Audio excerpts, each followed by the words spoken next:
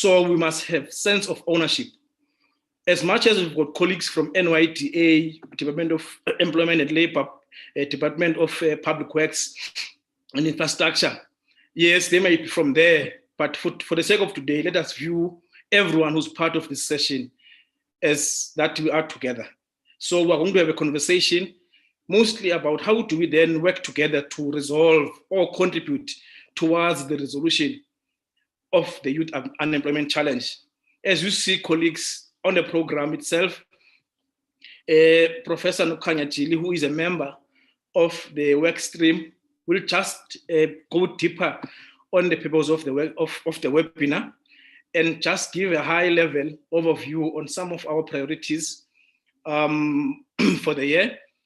And then afterwards, the chairperson, Mr. Tulani Chefuta, he will just take us through a brief highlights of the process that we have undergone to where we are up until the point wherein the president had to go to present the report and the post activities that we envisage as the NGC. And of course, then there will be a presentation from the presidency on the Presidential Youth Employment Initiative that is coordinated at a high level with sort of many players. We know that among others, the NYDA also participated in the project or in the program itself. And then afterwards, we'll then have the EPWP. It's quite popular, we know it. I saw CJ, the DDG, I saw she's here. And we expect also for colleagues from the EPWP just to give us as to what is the future looking in relation to EPWP. We know that there are gaps, but for today's focus is how do we then fill in the gaps and how do all of us collectively move forward. And then we're going to have Mr. Nape from the UIF to present on the labor activation programs. And we know that LAB currently, it is being revamped. It used to be much more skills oriented, but now it is employment oriented and absorption of those who are being trained. But Mr. Napa is going to elaborate more about that. And then Ms. Kaula, she's going to then present on the NYDA NYS program. We know those who read newspapers and adverts that NYDA had made advertisements in relation to the NYS program for NPOs, NPCs to apply in terms of the rollout of the program itself. Then we're going to have the psych. They are just going to give us a youth civil perspective as to on their side, what do they think is their role? How can they assist the country in terms of resolving the youth unemployment, and what can be done best in resolving this? And then colleagues are going to have afterwards discussion wherein all of us we will then engage. And most of the colleagues, we have worked with them in different forums. And so don't be surprised. I mean, sometimes when I would say CJ or say Ntsiki, and so on. So colleagues, without much ado and wasting time, let us just now relax, and the colleagues who are going to present, we hope that we're going to stick to time. Don't be intimidated by the lengthy program. We've got quite an efficient program director who will make sure that we may actually even finish beforehand. So now, thanks, program director. Thank you very much. Everyone is welcome. Lastly but not least, we have NGC members in the main in this webinar who will be listening quite carefully, because after this we may have to go to different work streams, and even when we go to our NVCH workshop, we will go and strengthen the response to what has been presented by the high-level panel. So members of the NGC, they are here in the main. They will also be contributing, but also be listening to what will be presented. Thank you very much. Over to you, Bruno.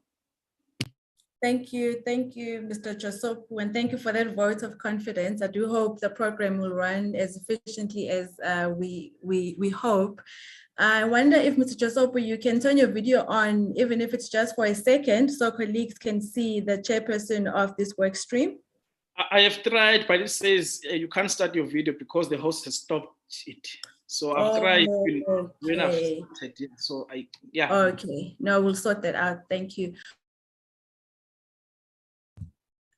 Thank you, Mr. Josopu. I think in my introduction, I omitted to include something quite important to say we meet today, you know, within the context of a national space of disaster in a country that have engulfed KZN, the Eastern Cape, and other parts of the country. So as we engage today, I'd like to request that we spare, you know, a thought and a moment, you know, to reflect on the people that are badly affected by these extreme weather patterns, as well as COVID-19, even though it's no longer a state of disaster, but we know the pandemic is still with us.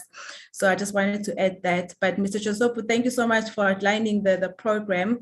And without wasting more time, I'd like to invite Professor Nobukhanya Jili, who is a member of the Economic Governance and Management Workstream, hosting this webinar today, to give us the purpose of the webinar, as well as broadly, what are the plans and priorities of this workstream going forward?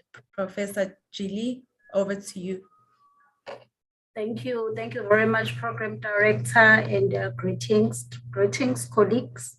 Greetings to the chairperson of our workstream, Mr. Josopu. Greetings to the chairperson of the APRM, NGC. Greetings to all the NGC members. Greetings to our guests who are going to present today. My name is Nobukhanya Jili, and I am the member of Economic Governance and Management Workstream. So maybe one can start by highlighting what the program director has already highlighted, that the South Africa's APRM second generation actually has different themes, or we can say it's thematical areas, which include, you know, democracy and political governance, economic governance and management, corporate governance, social economic development. Hence, we are hosting this webinar today under the second thematic area, which is economic governance and management stream. So the main purpose of actually hosting this webinar as a stream is because of the report that was adopted by the cabinet in December 2021, which identifies, you know, the different cross-cutting issues that are still persisting in our modern state.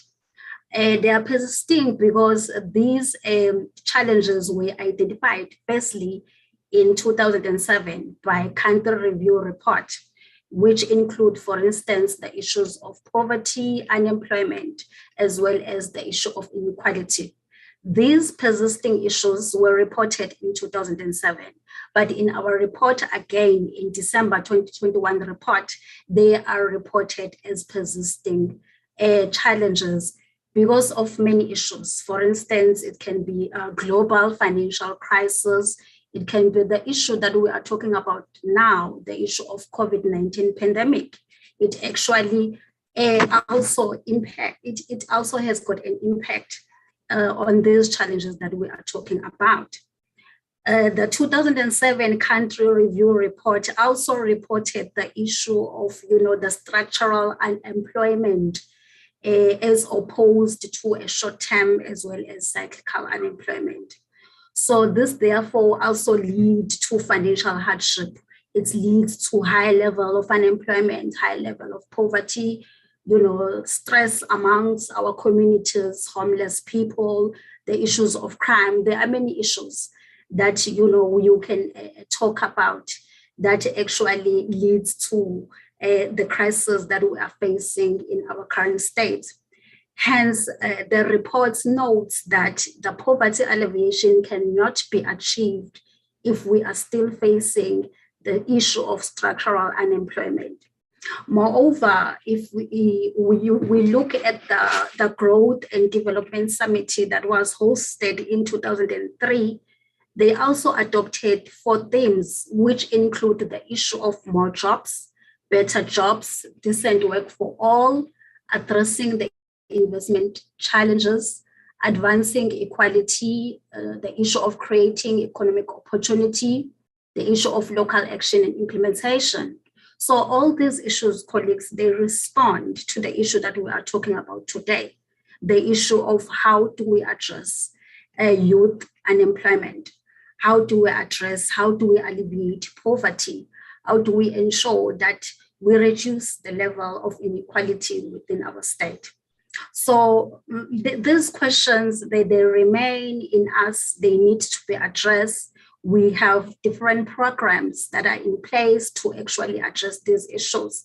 So we want to hear where they are now. The question is, what is it that they have done, where they are now? For instance, the EPWP, in terms of providing work opportunities as well as income support for poor and unemployment people. What is it that they have done, where they are in terms of achieving their main purpose of ensuring that people are able to get jobs, are able to get decent work, are able to earn a living by actually participating in this particular program. Why do poverty and unemployment continue to rise while we have these programs? So we'll be looking at those issues, colleagues. That is the purpose of this webinar that we are hosting today as Economic Governance and Management Stream. So we are saying they will assist us further in finalizing the National Program of Action, where we will present the interventions to address these persisting challenges areas. So the presentations, the engagements, discussions that we'll be having today, they will assist the APRM to actually come up with the National Program of Action and come up with the interventions that can address these challenges that I've already highlighted.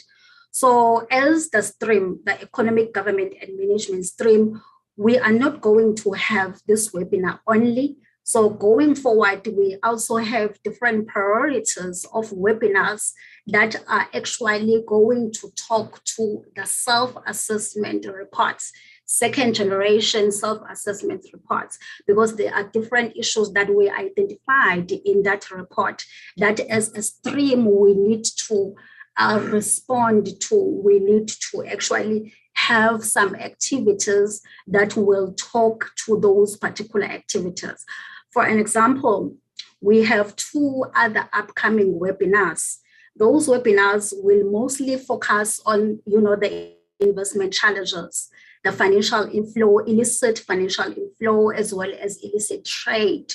Why we are focusing on that? It's because they also have an impact in our economy, and a specific focus also will be emphasized on poverty reduction, because that is our intention, as well as the issue of job creation. So we'll be looking at the illicit financial flows as well as illicit trade within the context of, ensuring that we try to respond to the issue of poverty reduction, as well as the issue of job creation.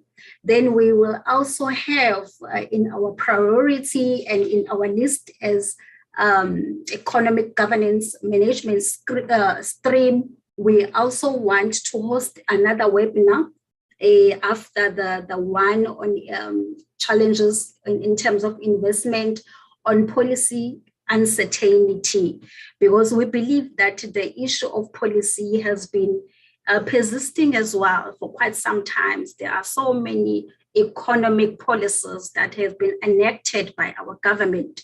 You can take it back from 1994, whereby there were policies that were enacted in response to the issue of poverty, inequality, and unemployment. So where are we now in terms of policy uncertainty?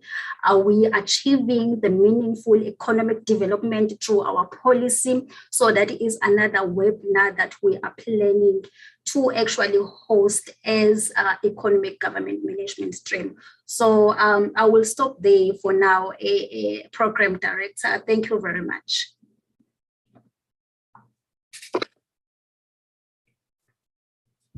Thank you, Professor Jili, for that very informative and detailed background. I'm hoping it gives our audience an idea of where this webinar emanates from and what it's supposed to lead towards. Thank you very much for those remarks. At this point in time, I'd like to now invite the chairperson of the National Governing Council, the NGC, which is the apex structure for the APRM nationally, Mr. Thulani Chefuta, to give us a sense of what the second generation review actually highlighted for South Africa at a high level. And also following that, then what is the envisaged national program of action which the APRM NGC is currently finalizing and driving? Mr. Chefuta, you've got the floor, sir.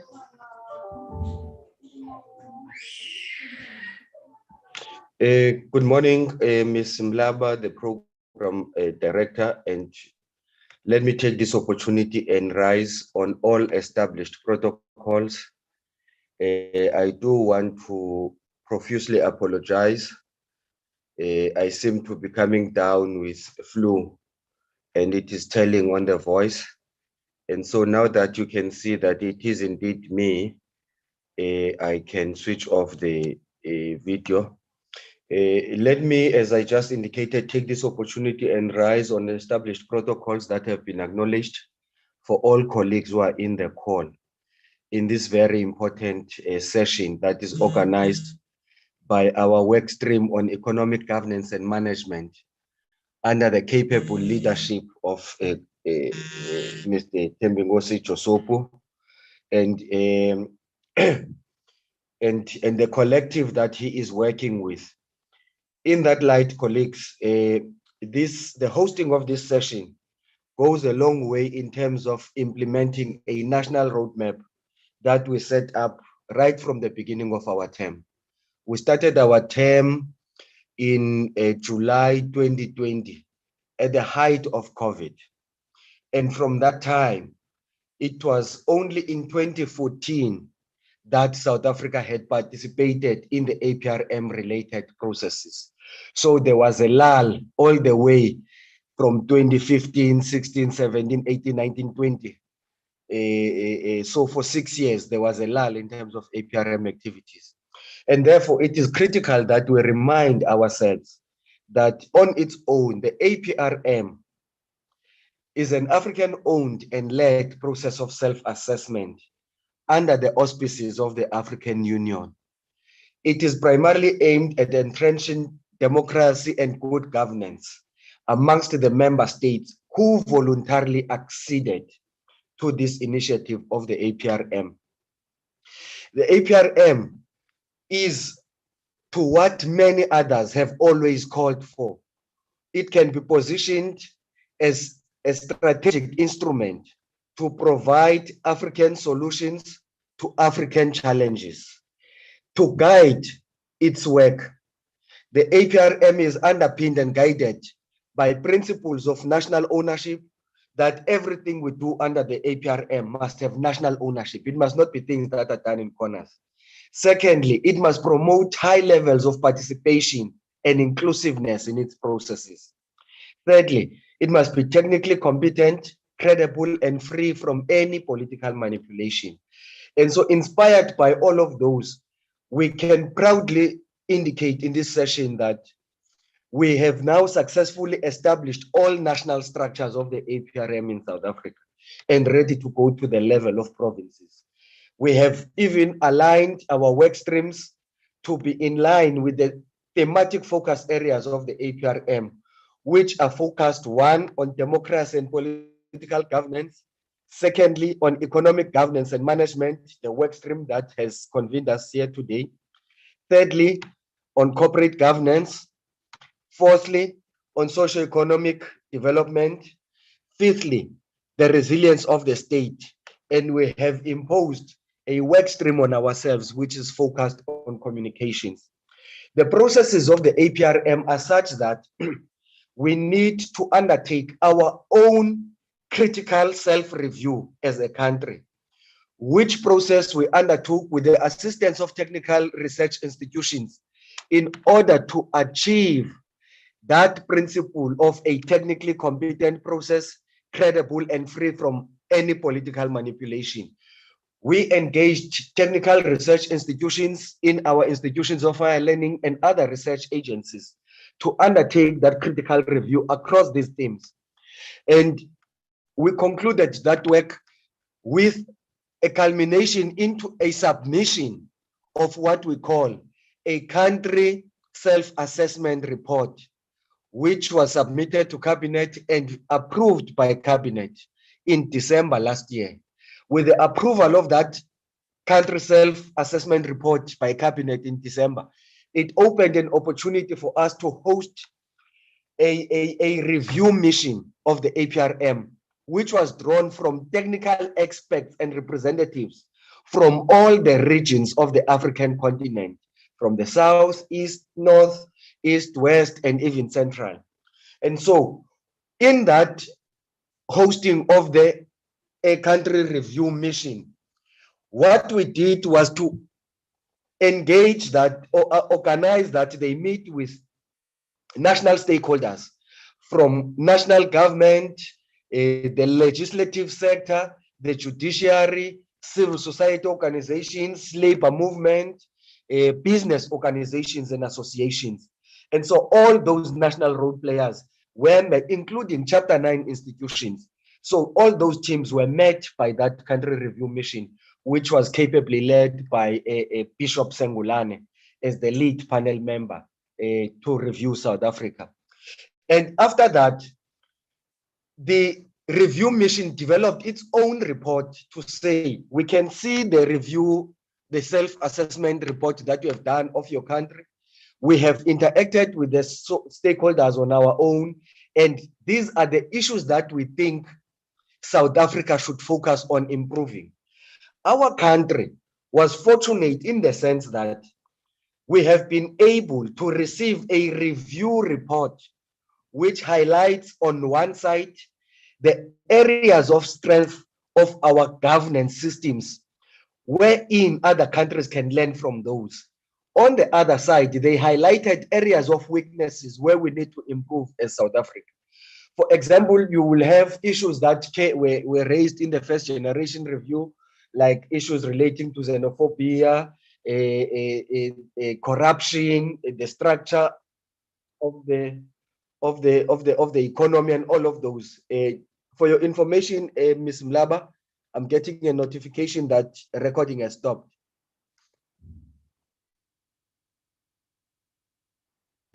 We will resume recording, Chairperson, shortly. Thank you. Okay, thank you so much.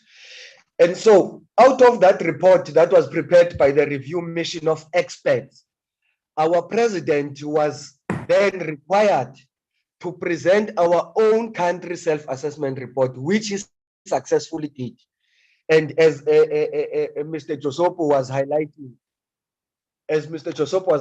that he was presenting that on behalf of the entire South African society, not as a government report, because it was led out of engagements with various other sectors of society. In the presentation of that report by the president colleagues, we then committed that some of the critical review that we have received will be translated into a national program of action, which national program of action will find expression into our national development plan, which national program of action will find expression into various policy instruments that are being developed in the country. It will also go to inform what civil society, business, labor, and all other sectors of society go to do in response to those areas of challenges. One of the biggest areas of challenges that we identified in that report is the sustained challenges of unemployment, poverty, and inequalities. And when you highlight the challenges of unemployment, it becomes focused and specific on the challenges of youth unemployment.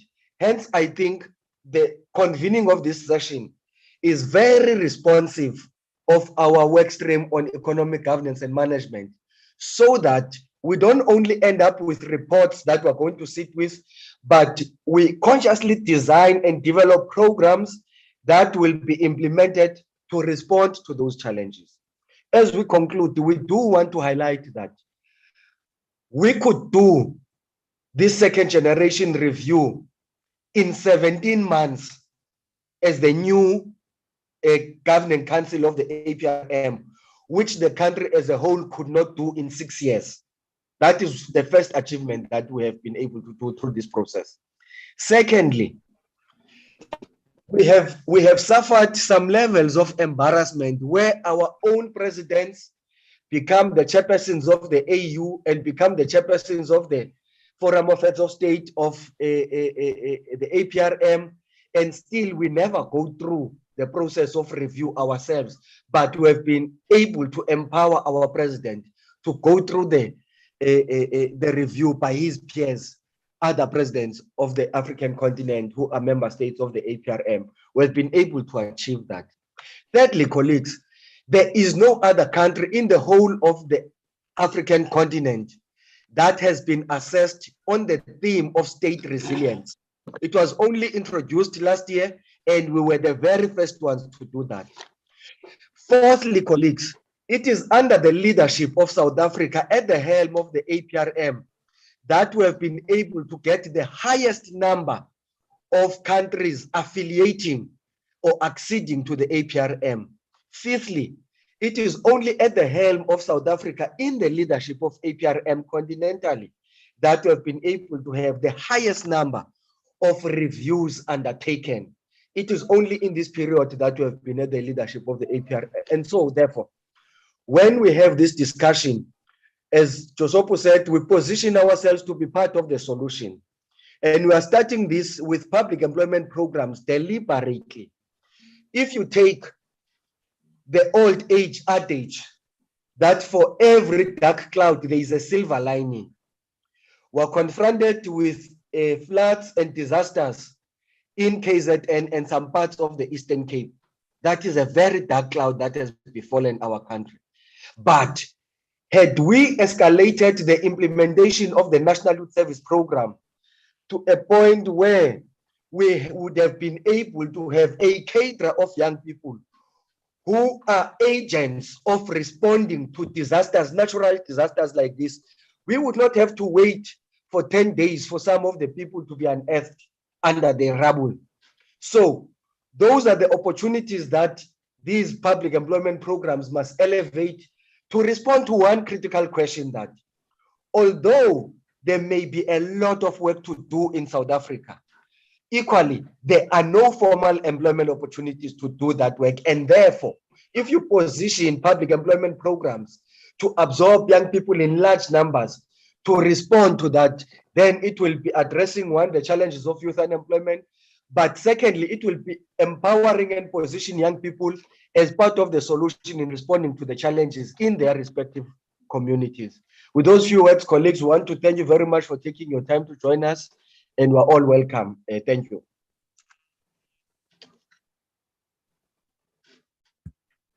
Thank you very much, Mr. Chefuta. Thank you for those very rich, thought-provoking, and already, challenging remarks to some of the agencies and departments that are going to be presenting today. I think we all would say we all appreciate your remarks and would say you've really highlighted the journey of the NGC with regards to the second generation review and the program of action quite well, and it gives everyone a good sense of what the expectation is going forward. I think in your remarks, you've highlighted 5, achievements, which are a first for an NGC and a country, in terms of the APRM. And I think we really need to give the NGC a round of applause for that work. So, in our offices and homes, wherever we may be, could we just give a round of applause to the NGC for this achievement? Because I think it's quite a mean feat.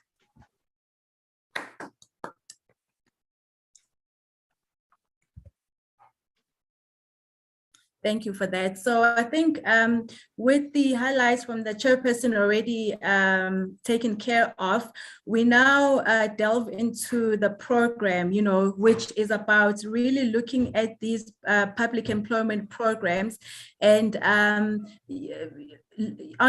the question, what impact do they have, or have they had, or should they have going forward on the very serious challenge of youth unemployment. So I think it's only fitting that we should start with the highest office in the land, which is the presidency.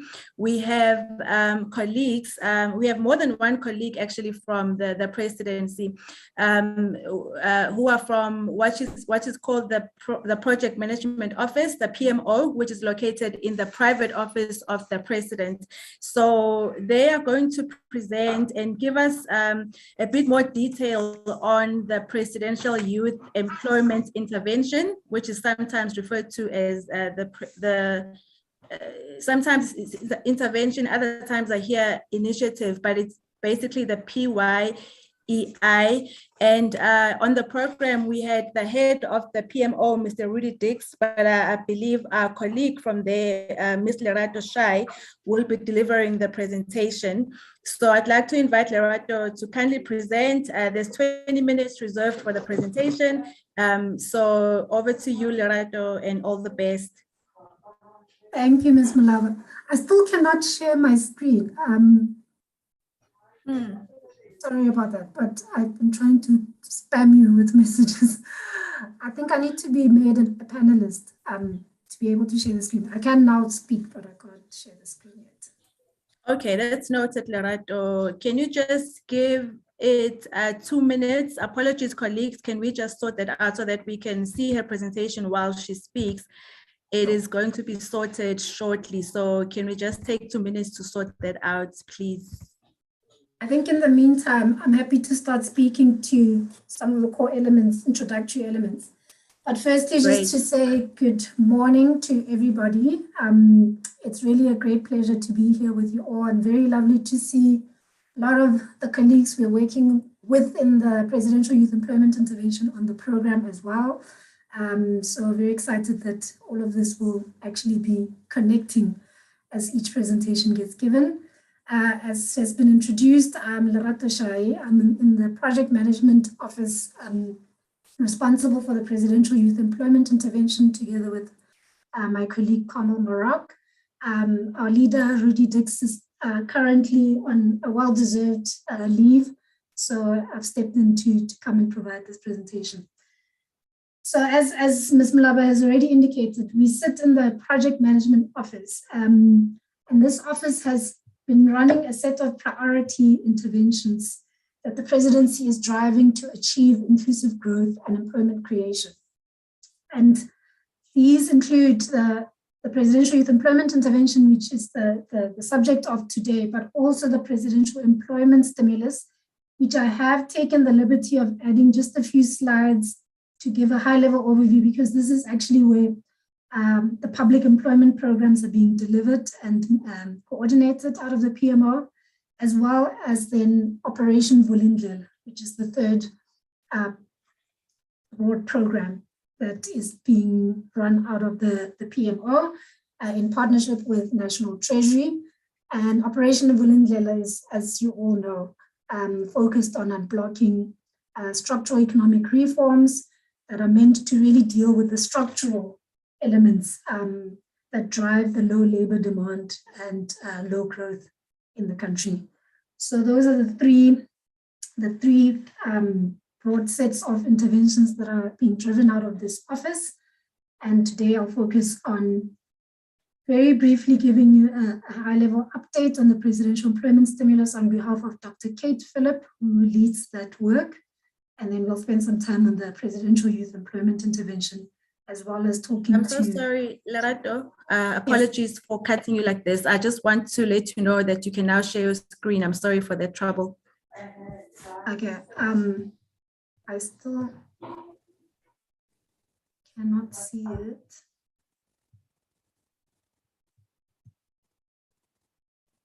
Can I email you the presentation and then you share, because I still cannot see it. Sure. All right. Thanks.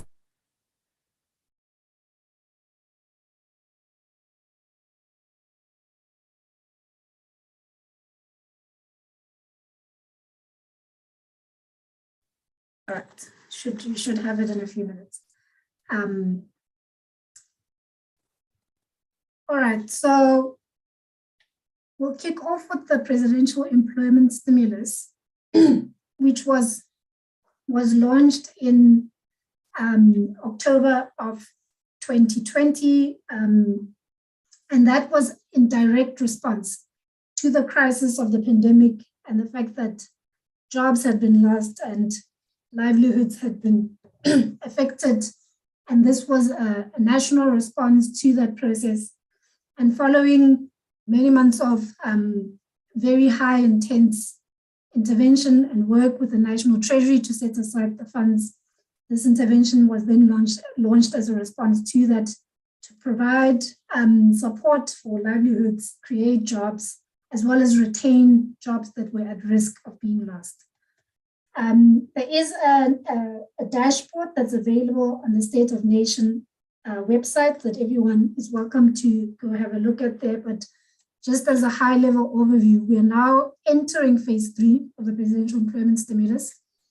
Phase 2 is currently wrapping up. And in phase 1 and phase 2, against the target of just over 1.2 million, there is now over 850,000 opportunities that have been created. And a significant, there we go.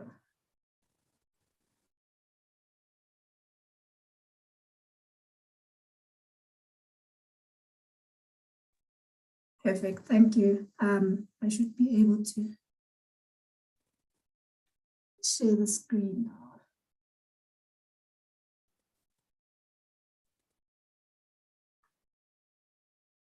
Okay. Can you see it?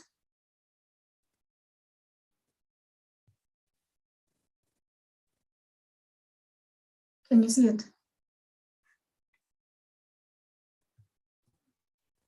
We could see it, but it briefly disappeared. Okay, is it back now? Apologies for this, colleagues.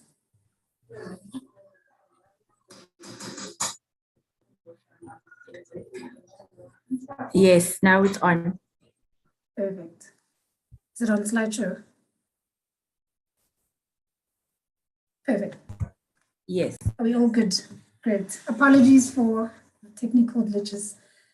Just to take you through quickly, this is what I was talking to in terms of the work of the Project Management Office and the Presidency, and where everything is located, and specifically just trying to locate where the PYI sits. And I'm just currently talking through some of the highlights to date in terms of outcomes of the presidential employment stimulus. So the vast majority of the beneficiaries of this intervention in response to the crisis of the pandemic has actually been young people, with over 85% of the opportunities going to young people.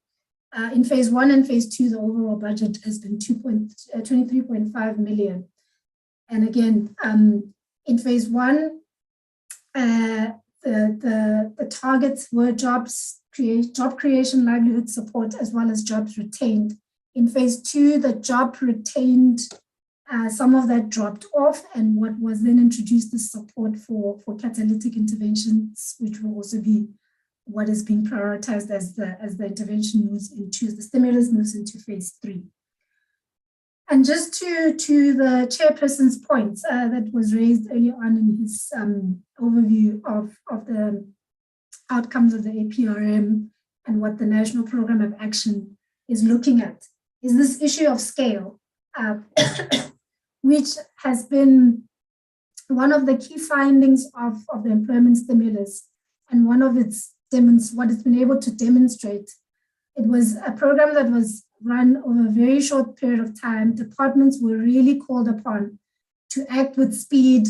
It facilitated a lot of innovation and new ways of delivering public employment programs.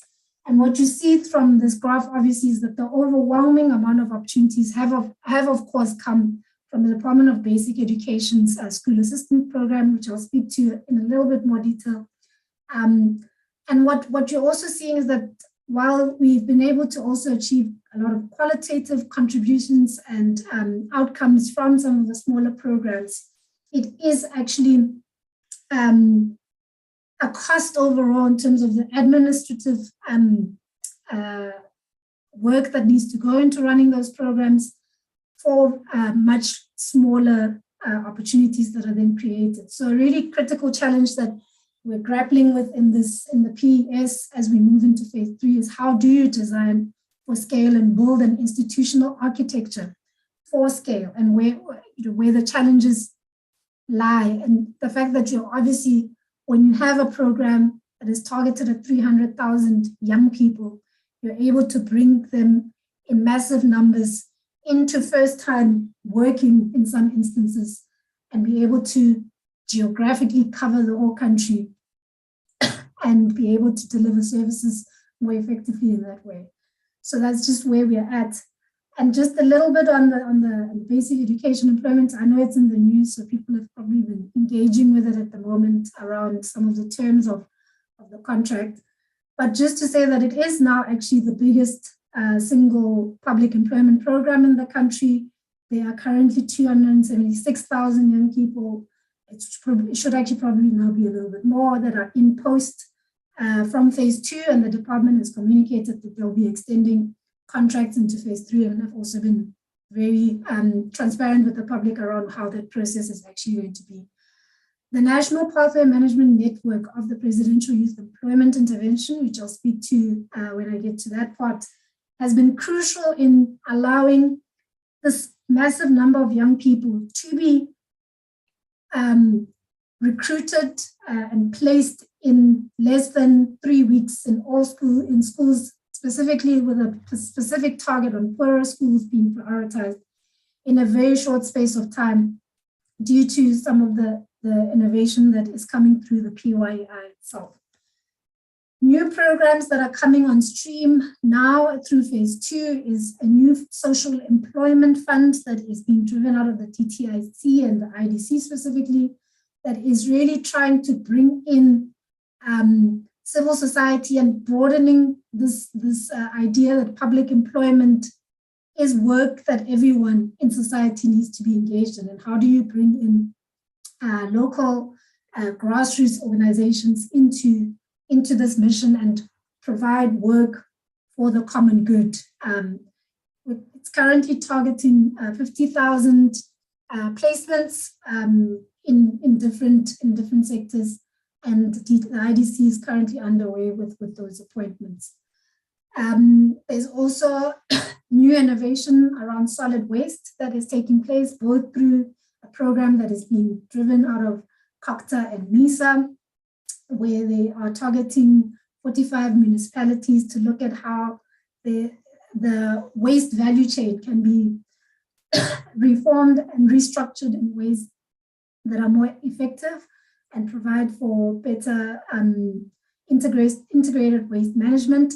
And alongside that, the presidency is leading a waste innovation program that has brought together a whole host of different departments and partners to look at building partnerships, look at peer learning, and developing a community of practice that can shape how we move forward in waste. There, of course, have been several challenges. Many of them have actually been well documented in the media, so this is not really to go into it. But of course, we've worked in very hostile timeframes, as people like to say, to deliver this in a very short space of time. The farmer support program with the vouchers was temporarily suspended, given all the challenges with suppliers charging way more than what was agreed upon. It has now been reinstated. Similar challenges around DSD, where payments to the sector have taken a considerable time to roll out, and there are also procurement challenges that have also come on stream. All of this is available in a lot more detail on the State of Nation website, where there's a tab for the employment stimulus with a dashboard that gives you a full breakdown of how all of the different programs are performing. So I invite you all to go have a look at that. So now, we just wanted to give you that sense, because I know the focus was the PYI, but actually a lot of the PEPs are being delivered through the Presidential Employment Stimulus. And the PYI itself is a strategic national response that is a lot broader and more cross-cutting to transition or to address the challenge that young people are not transitioning from learning to earning. And it is really looking at how do we stimulate and aggregate demand, provide a mechanism that is seamless for young people to be linked to opportunities and provided with appropriate support given their context and their particular pathway. It was announced by the President in his State of Nation address in 2020, and we've been making sure that it's well institutionalized in the different departments in government, I think. And Tata Josuku earlier on spoke to the fact that this brings together a lot of different departments, and the NYDA is one of them. So we now have had funding allocated to some parts of the intervention through phase 2 of the stimulus, and that's helping to accelerate the efforts. So this just tries to give you a sense of who's who in the PYEI. Of course, the presidency is the overall custodian, and we provide key oversight and strategic direction. And in these early stages, quite a lot of direct support, working together with each of the departments who are taking lead on the different components of the PYEI, which include, firstly, a national pathway management network, which is, we like to call it the spine of the intervention. That's led by the Department of Employment and Labor, partnership with GTAC and the Jobs Fund, a revitalized national youth service that is run by NYDA through the Department of Women, Youth and Persons with Disabilities, and again, GTAC and Jobs Fund playing a very key supportive role around rolling out of implementation. There's a component around workforce solutions for growing jobs, so specifically demand-led training, and DHET as well as NSF and the CETAs are playing the lead role in that, and then the DTI and IDC have taken responsibility for the work of the PYEI that specifically look at how to stimulate local economies. And across all of this, the PYEI is really taken within each of these lead departments. They're working with other government departments that have mandates related to their work, a whole host of development partners, which the presidency coordinates in partnership with GIZ, as well as the private sector and civil society. This work is being carried out with a focus on 5 priority growth sectors that have been identified as having the opportunity to absorb young people and new entrants into the market. So these are the 5 that the PYEI specifically is targeting. I'm going to kick off with the National Pathway Management Network, and in terms of what it is, I think people would have also read about it in the media. The President officially launched it on the 16th of June last year, and we call it a network of networks, because what we are doing in this space with Dell leading is we're creating a single network that's linking up all the existing networks in the country that serve young people into a single network, and working on ensuring that there's interoperability between those different systems, that they start to talk to each other in ways that allow a young person to be able to be visible everywhere, regardless of whether they join the network through NYDA or the Labour Center or sayouth.mobi, etc. And this network has 3 aims: to stimulate and aggregate demand. So there's aspects of the work that's looking at those 5 priority growth areas, looking at what kind of work can be, how can with leadership from the presidency, how can we orchestrate specific generation of opportunities in those sectors and aggregate them into the network so they're available for young people. And there are various different channels through which young people can join. There's a youth platform, NYDA helpline, the Dow Labour Centers, and this allows them to then be able to access a whole host of opportunities that are then aggregated across all of these partners. So this image tries to visualize what I've just said, that we've brought together. So of course, this is very much work in progress. We've had some achievements. We're making those linkages. The sayouth.mobi platform is now speaking to the ESA platform of the Department of Employment and Labor, and this interoperability work continues. But really what it means is that instead of previously where a young person would walk into an NYDA center And if that's the only place they're able to access support, they're limited to what the NYDA is offering. Now what will happen is that they're able to, through going to the NYDA, access all the opportunities that all of these other partners are also aggregating and be able to get all the support that's available across. So I hope that just makes sense in people's minds. High-level progress update. We now have over 2.35 million young people that are registered in the National Pathway Management Network across these partners. Of these, just over 600,000 have now been placed through the PMN. Of course, a large majority of these have actually been the school assistants who've been placed through the platform. And many have also then received work-seeking support, especially through the DAL's work. We are also appointing now an ecosystem manager for the Pathway Management Network that will play the role of driving this coordination of all these partners across these objectives of identifying barriers, stimulating demand, and linking young people. And we've just introduced, the DAL has introduced an innovation fund. The call for proposals closed, and they're currently adjudicating the bids that were received. And these partners will be introducing new projects that allow us to test how we can deliver against the objectives of the PMN. On the demand-led skilling approaches, what we are introducing, really the core focus of this particular component of work is how do you do more demand-led skilling? So skilling that allows young people at the end of their training to be able to immediately be placed into employment. One of the ways we're doing that is through the pay for performance model, which we're piloting within government for the first time. There have been pilots in the country through social impact bonds, but we're piloting a version of a pay for performance mechanism through the National Skills Fund that is playing the role of outcomes fund manager. And we're doing this in digital skills, where 4,500 young people are going to go through digital skills training and immediately afterwards be placed into jobs. And then we're looking at an integrated approach to funding. I can't remember which of the chairpersons mentioned that DAL is going through a reform of the labor activation program. And part of that process is looking at how does the LAP have more strategic partnerships with other government departments. And in this particular case, within the PYI, what we're looking at is how do they come into this work and be able to fund the stipends where the NSF or the CETAs are going to then fund the training elements, and together by linking those interventions to demand, we're able to then unlock demand and jobs for young people.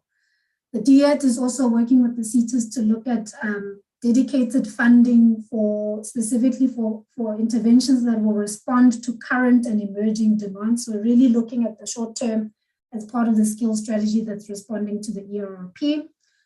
And then lastly, we are testing a new mechanism for short-term skills planning. So across those 5 priority growth areas, we've brought together both the demand and the supply side into work streams that then work at looking at what are current barriers from a skilling element that are preventing latent demand within those sectors from being unlocked, and can we then design interventions that allow the training to then happen and for that demand to then become real.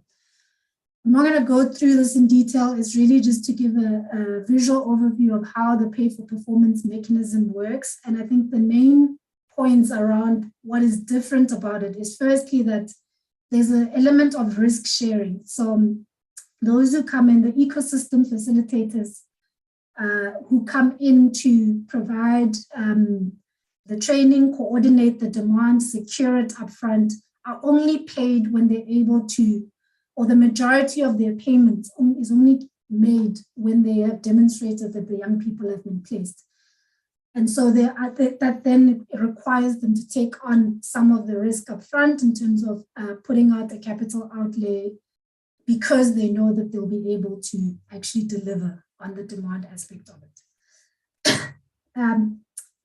This is just the status of all the different work streams. They're all now in implementation. Digital skills and technologies at the most advanced, but we now have in place work streams across these. In some instances, we've leveraged existing mechanisms instead of creating a whole new thing, like in the automotive industry, where the master plan processes provided scope for us to merge and combine our joint effort and bring in the skilling side to that.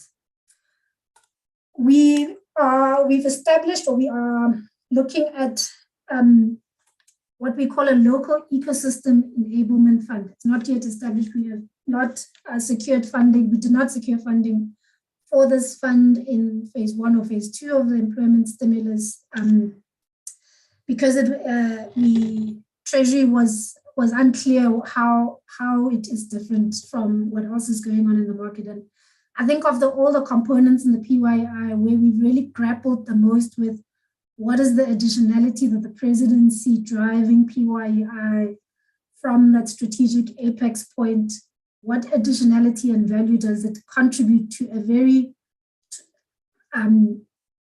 concentrated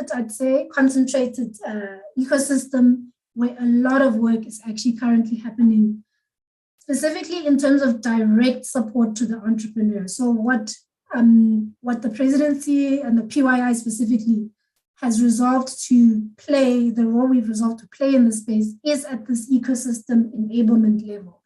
And on one end, it's about this new fund that we're wanting to introduce that will increase the amount of risk-taking and experimentation for solutions that actually unlock the potential in the economy, specifically looking at some of the barriers at the moment at the ecosystem level that prevent more young people entering into forms of enterprise, and those who do, that prevent more of them from actually succeeding when they take on this particular type of pathway. And what we've also done is set up a coordinating committee that brings together presidency, DTI, DSPD, NYDA, Jobs Fund, some of the provincial economic development units such as Gauteng and KZN, to look more closely at how do we enable the ecosystem and link that to all the work that everyone is doing at a direct support level so that we enhance those outcomes as well. I think the youth service is on the program, so I'm not going to go into too much detail in this respect, but only to say that it is a revitalized program, part-time, that is drawn on. Youth service is not new in the country, and a lot of youth services happen through EPWP, etc. But it was really looking at how do we learn from all of that and present a model that allows young people to both be in service while they're also supported to engage in other forms of income generation, so that when they leave their service, they immediately pathwayed into other opportunities. Applications are currently open, and I'll leave the NYDA to speak a little bit more in terms of that. So I'll stop here. Apologies for taking long now with all the technological issues. Thanks very much, Program Director. Back to you.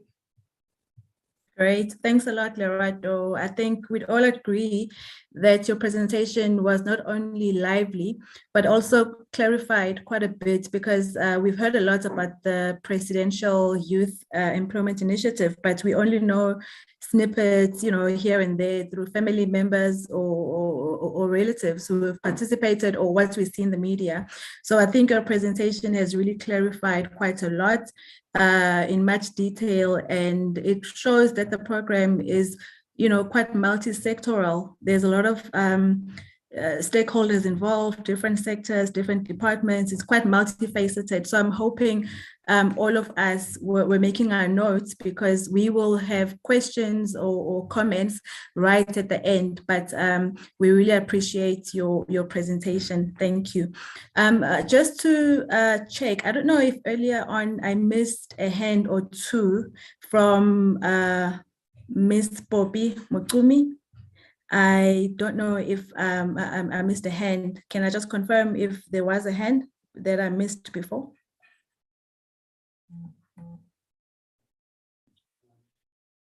Okay. I think that's fine then. I think we'll then move on with our program, which takes us to our next presentation, which is the Expanded Public Works Program, the EPWP, which will be coming from our sister department, the Department of Public Works, and the Deputy Director General there, the DDG EPWP Partnerships, Ms. Carmen Joy Abrahams, will introduce the colleague who will do the presentation. So I would like to invite Ms. Abrahams to the floor for the introductions, and then the colleague to get right on, project their presentation and start the presentation when the introductions have been done. Thank you, Ms. Abrahams. Yeah. Good day. I'm not sure if I'm audible. Yeah, thank you. We can hear you well. Thank you very much. Thank you very much for the opportunity to be able to present and engage on this very topical matter. Colleagues, today I won't be able to be joining us for this part of the presentation just because we are actually having a session at the same time within the department. However, we do have Mr. Ignatius Ario with us, and he would be able to take us through a presentation that is fairly comprehensive in the sense that it then goes through the origins of EPWP, looks at some of the approaches and the programs, and goes ahead and asks the question, what is the impact of this very long-standing program? Noting that we've been around since 2004, and calling on particularly work through Stats South Africa to be able to emphasize the importance of work and work experience and improving the employability of poor South Africans. We then will also highlight some of the partnerships that we engage with, and hopefully we'd be able to give you a very comprehensive view on this program. I'm going to hand over to Mr. Ignatius Ario. He is the Chief Director in the Department of Public Works, Chief Director for EPWP Infrastructure. Thank you very much.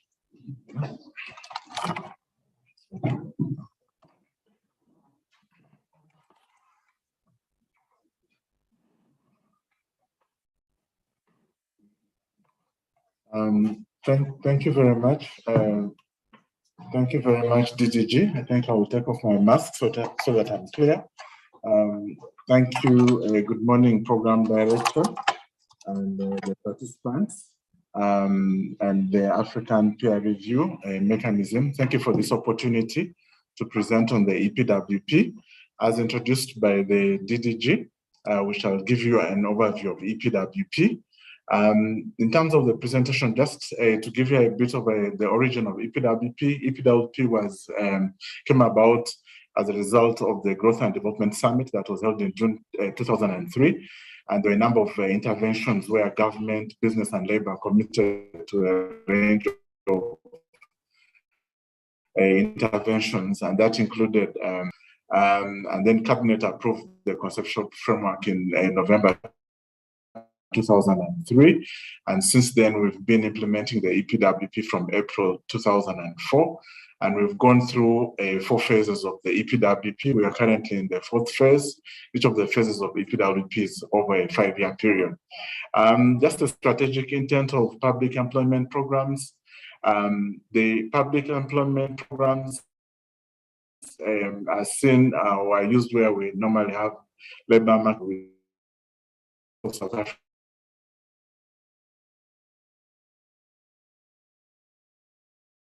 South Africa is used to help alleviate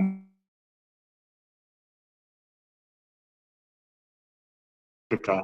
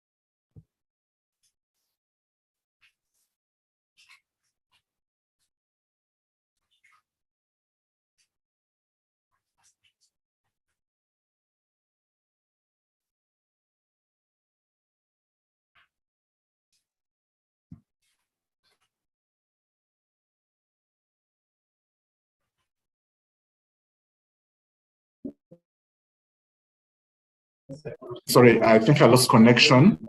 I'm back. Am I audible? Yes, you are. Thank you, Mr. Ignatius. It's just your screen that's no longer showing.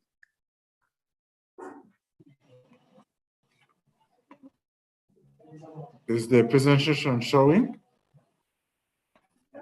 Let's see. Is the presentation showing? Not yet. We're just waiting to see it. Okay. Well, that's going to bring us back. Okay.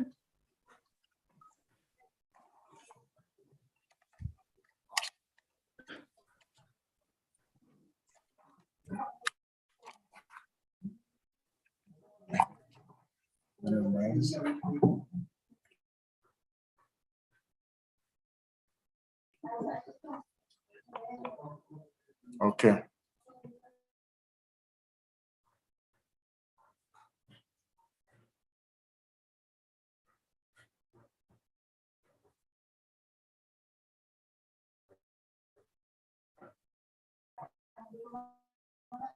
Is it showing?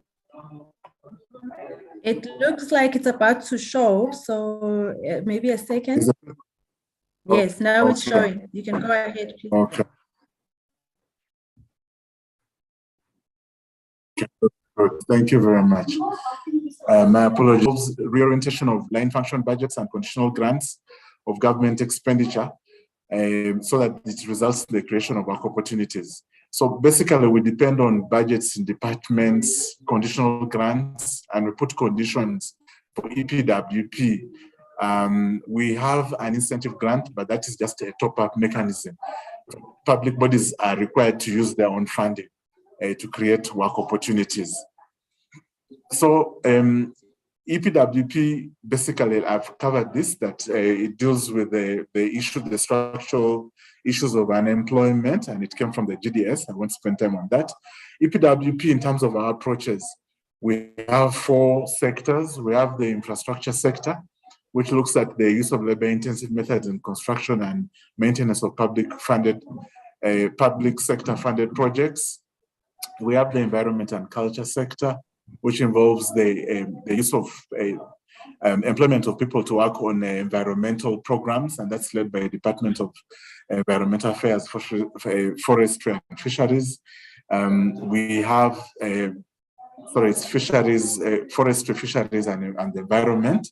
And then we have the social sector, which looks at public environmental programs like home community-based care, early childhood development, led by Department of Social Development.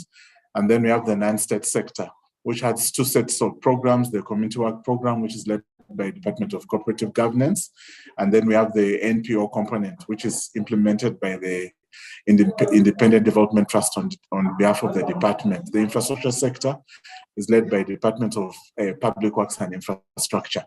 So looking at the different sectors of EPWP, we have a range of different programs, and I won't go through the different programs in the interest of time, but there are different programs that are implemented by different public bodies at the different spheres of government. And then EPWP also, one of the principles that we try to follow is the principle of sustainable livelihood interventions. That is, as people participate on EPWP, how do we enable them to become resilient as they participate on the program? And there would be issues of training, issues of enterprise development that will be involved in as they implement the program. So as the participants participate in EPWP, we look at the issue of sustainability as well. Some of the uniqueness and achievements of EPWP.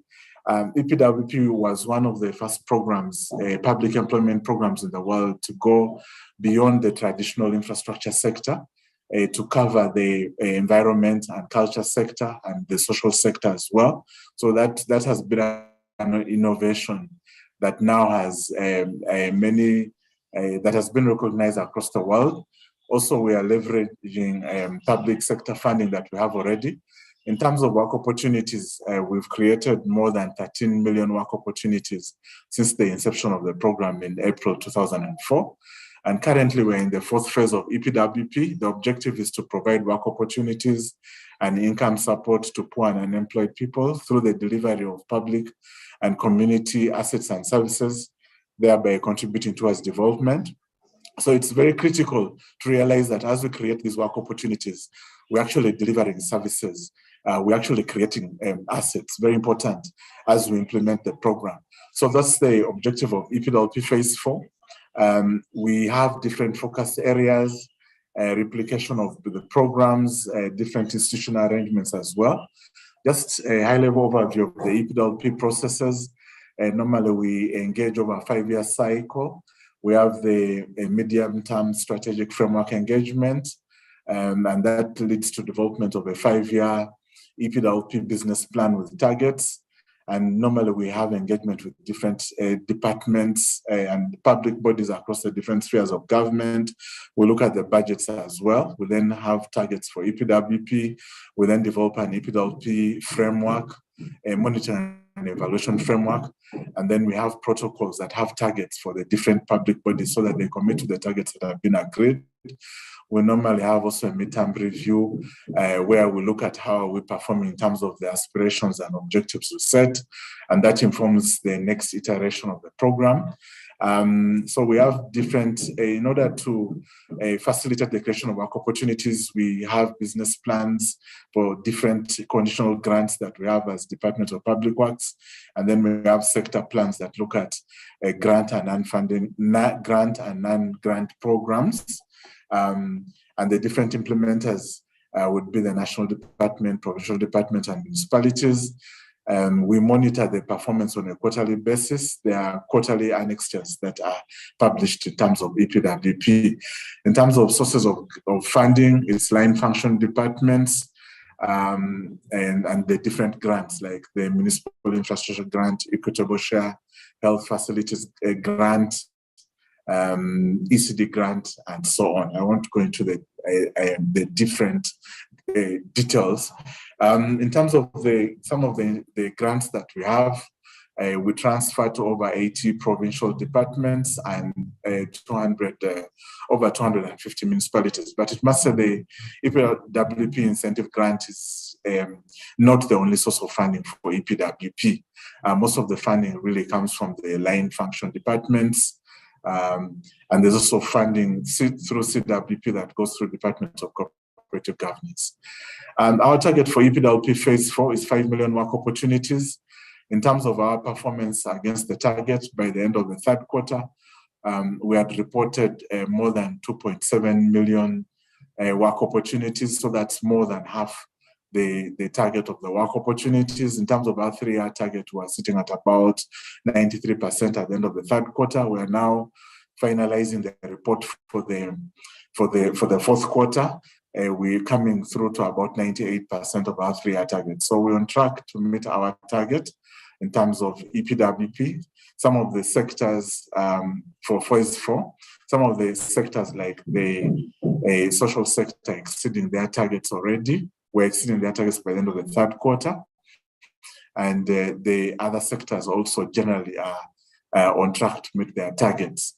We also measure full-time equivalence, which is the 230% days of work, because we don't look at work opportunities only.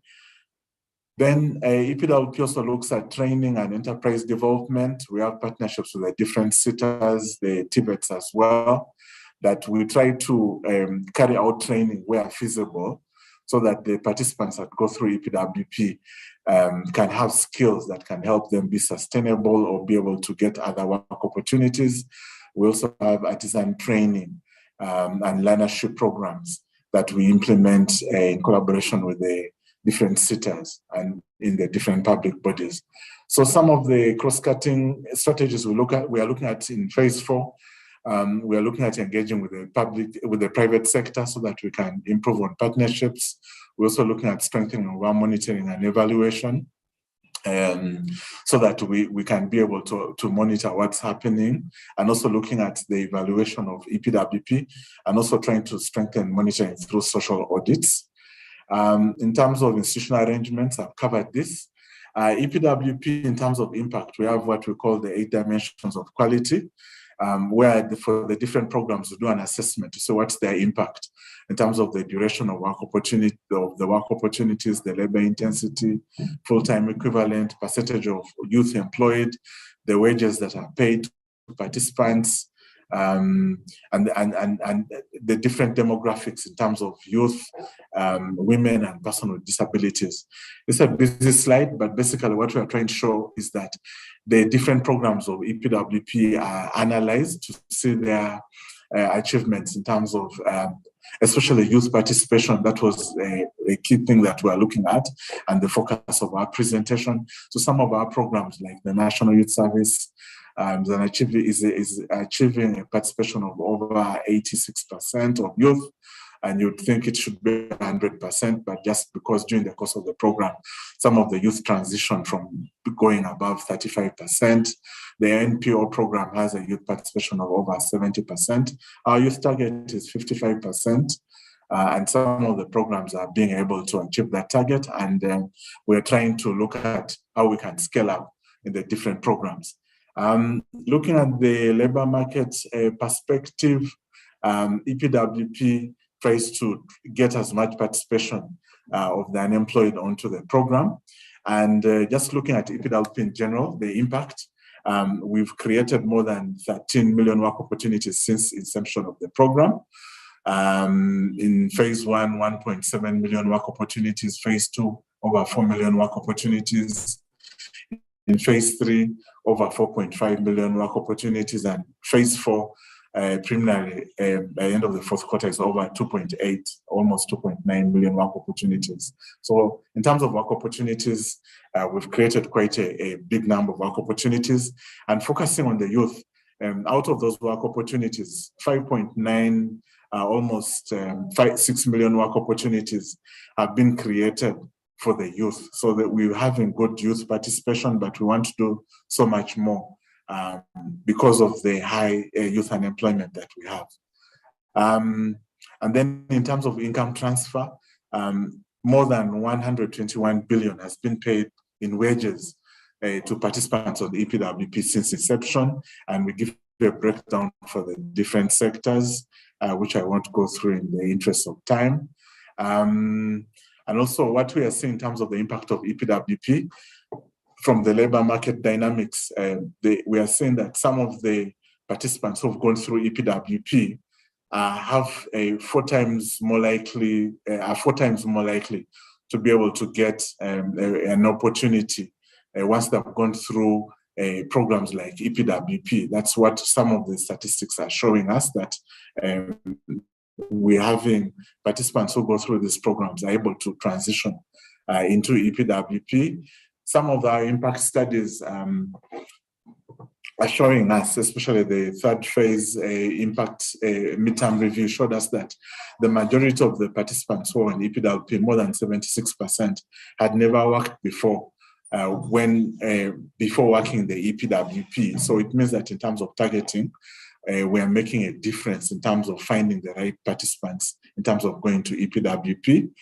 And then in terms of the educational level, those who are participating in metric for about 42%, those who have metric is about 31%.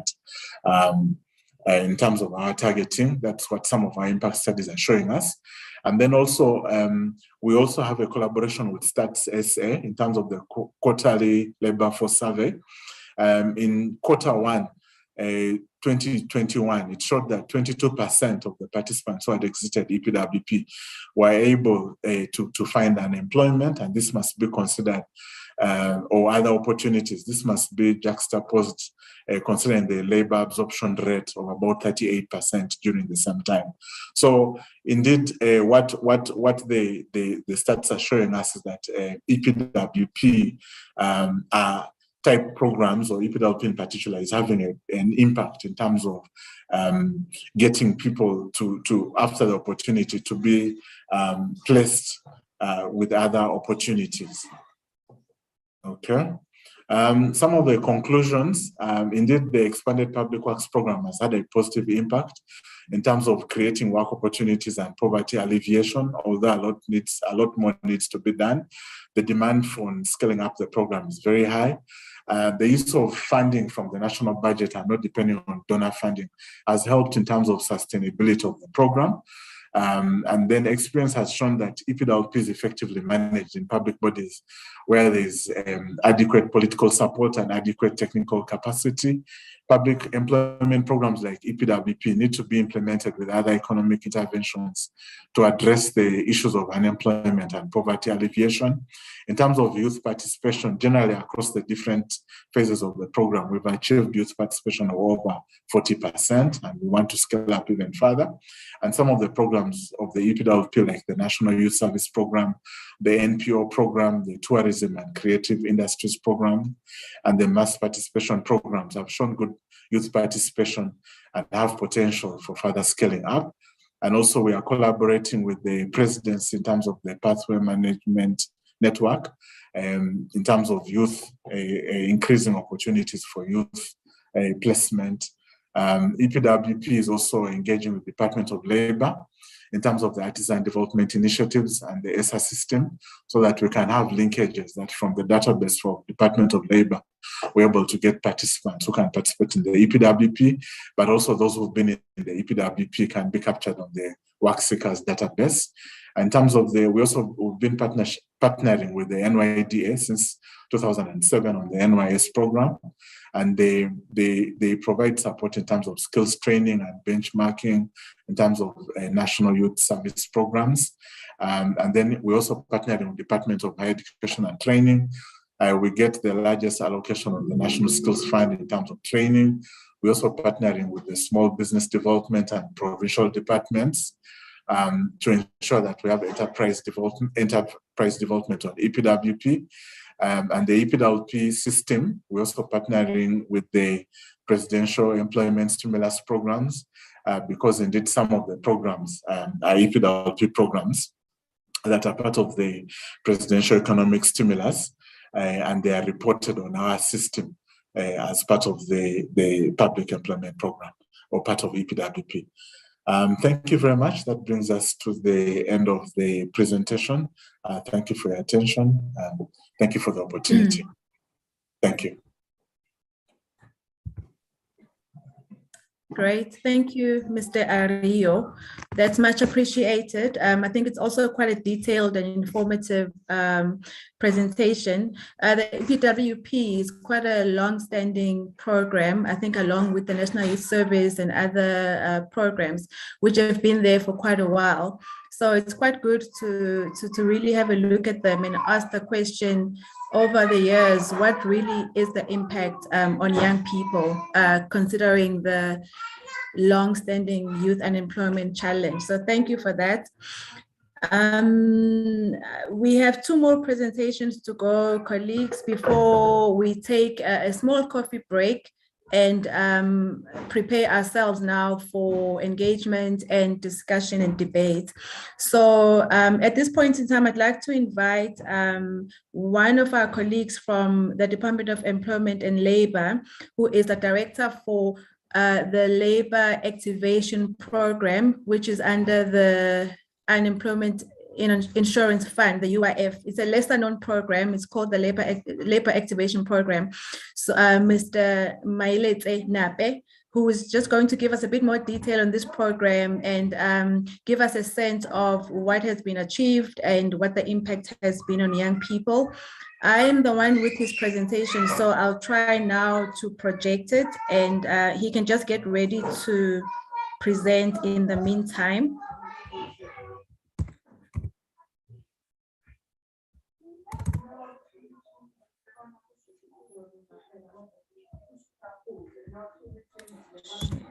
Thank you, Program Director.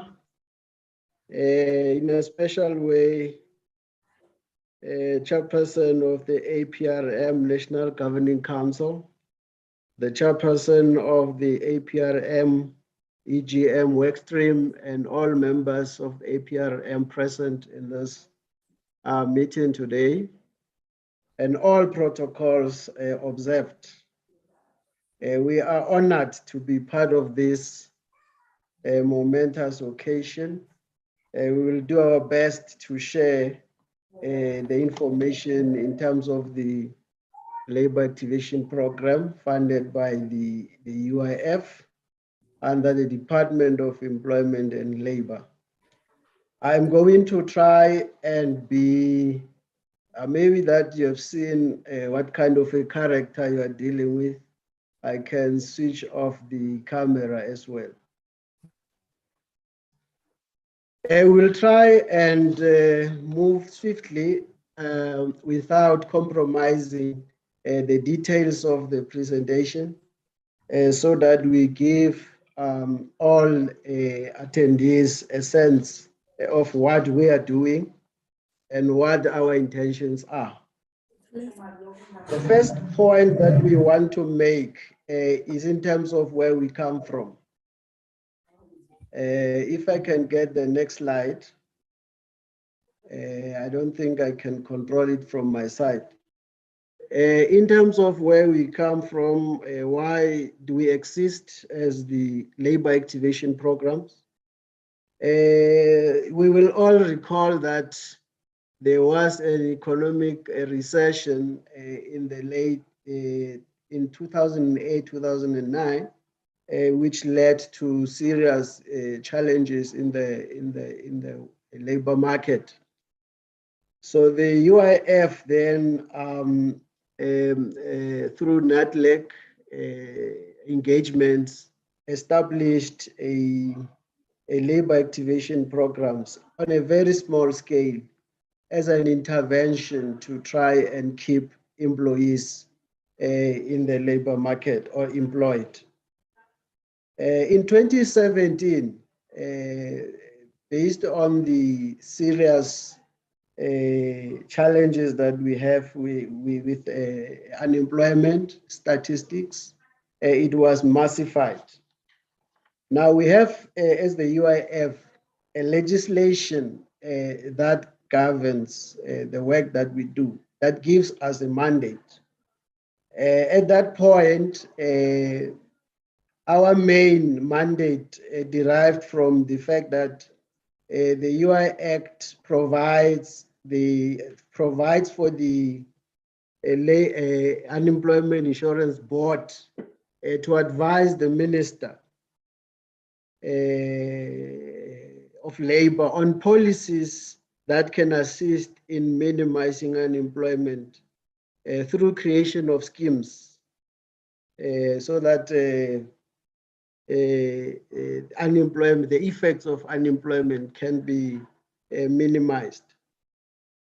The other section that we then relied on, excuse me, was section 18 that provides for the Director General of Employment and Labor to provide vocational training for contributors. So that if a contributor refuses to attend such a vocational training, then they may not qualify for unemployment benefits because they would be indicating that they are not interested to rejoin the labor market. But in 2016, the Unemployment Insurance Act was then amended to introduce Section 5D, which states that the fund must be used for financing of the retention of contributors in employment and the re-entry of contributors into the labor market and any other scheme aimed at vulnerable workers. I think this section is very clear, but I just want to highlight something from our mandate that we get from the Act. The Act is specific that the target for the UIF funding is contributors. This introduces a particular challenge in that not all unemployed people are contributors to the UIF.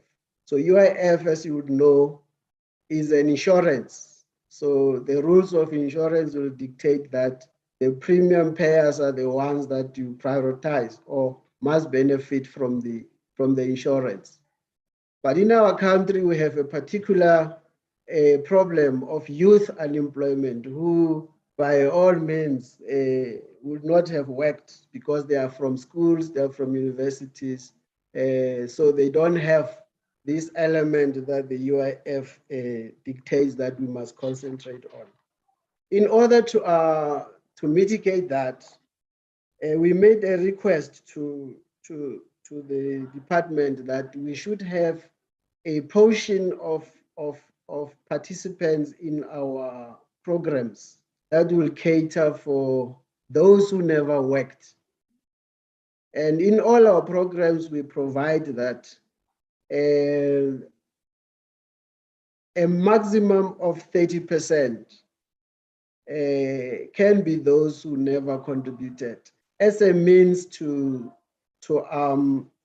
cater for this and for this school leavers and university graduates and so on. I think I needed to clarify that so that as I continue, there is no confusion in terms of why are we not specifically targeting young people. It's because of the provision of the act that says the UIF money is for contributors who are workers. But we tried to then accommodate them by saying 30% of the participants may be non-contributors. So in terms of our strategy, we have three objectives, being enhanced employability, that we do through the program that we used to call training of unemployed. Now we call it employability. We also have enable entrepreneurship, which we intend to implement through enterprise development.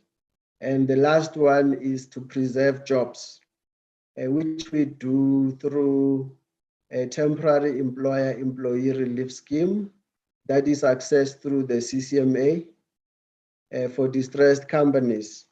And we have the last manner of preserving jobs through Productivity South Africa. All these two entities are our sister entities in the Department of Employment and Labor. So the TERS that we're talking to here must not be confused with the COVID-19 TERS, because this one is intended at those companies that are going through financial distress or employee distress that they need to apply through the CCMA. So this is a program that we introduced much earlier before COVID. So I will talk to you now about the processes involved in terms of the employability program, which I think is the relevant one in terms of our engagements today. What we then, as a department, did, we introduced an adjudication committee, which is independent. They look at the proposals that are received in terms of which ones are likely to create jobs. So those are now adjudicated by this committee.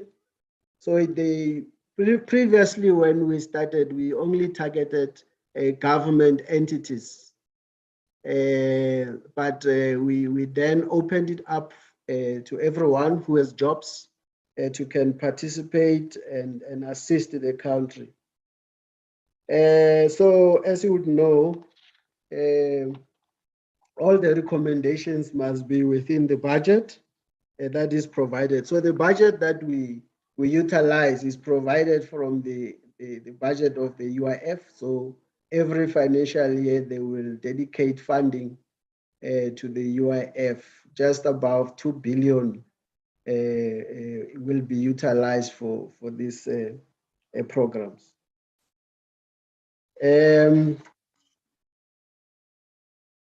As I've indicated, the intention is to enhance employability. And previously, through the lessons learned, we were very heavy on training. So you would see, if you look at our reports, our annual reports, you'll see we would be mentioning how many learnerships we implemented, how many skills programs, and how many apprenticeships we implemented. But I think the truth of the matter is that whilst we were investing heavily in these programs of training, we were not seeing the results that were intended. So the intention was that contributors of the UIF will then get these skills and compete in the labor market so that they are integrated back as employees. But after spending close to R1 billion rands in 2019, 2020, we realized that these people were going back to unemployment. So when we were, when the new minister, Honorable Ndlezi, was appointed, then we had to field very difficult questions like, where are these people that you have trained? And we realized that these people in the main are still unemployed. So a decision was then taken, also informed by the renaming of the department, that we need to be a catalyst of creating employment in the economy. Then a precondition for funding is that there must already be an exit strategy as we begin. So training programs, by their very nature, you will see they work on mainly hope, and excuse my bluntness there, that we will train this beneficiary, and at a later stage you will have the skills and the qualification and compete and get a job. But for us, targeting people who are already contributors and they need to go back as quickly as possible back into the labor market, just training them was not very helpful. So employment now it's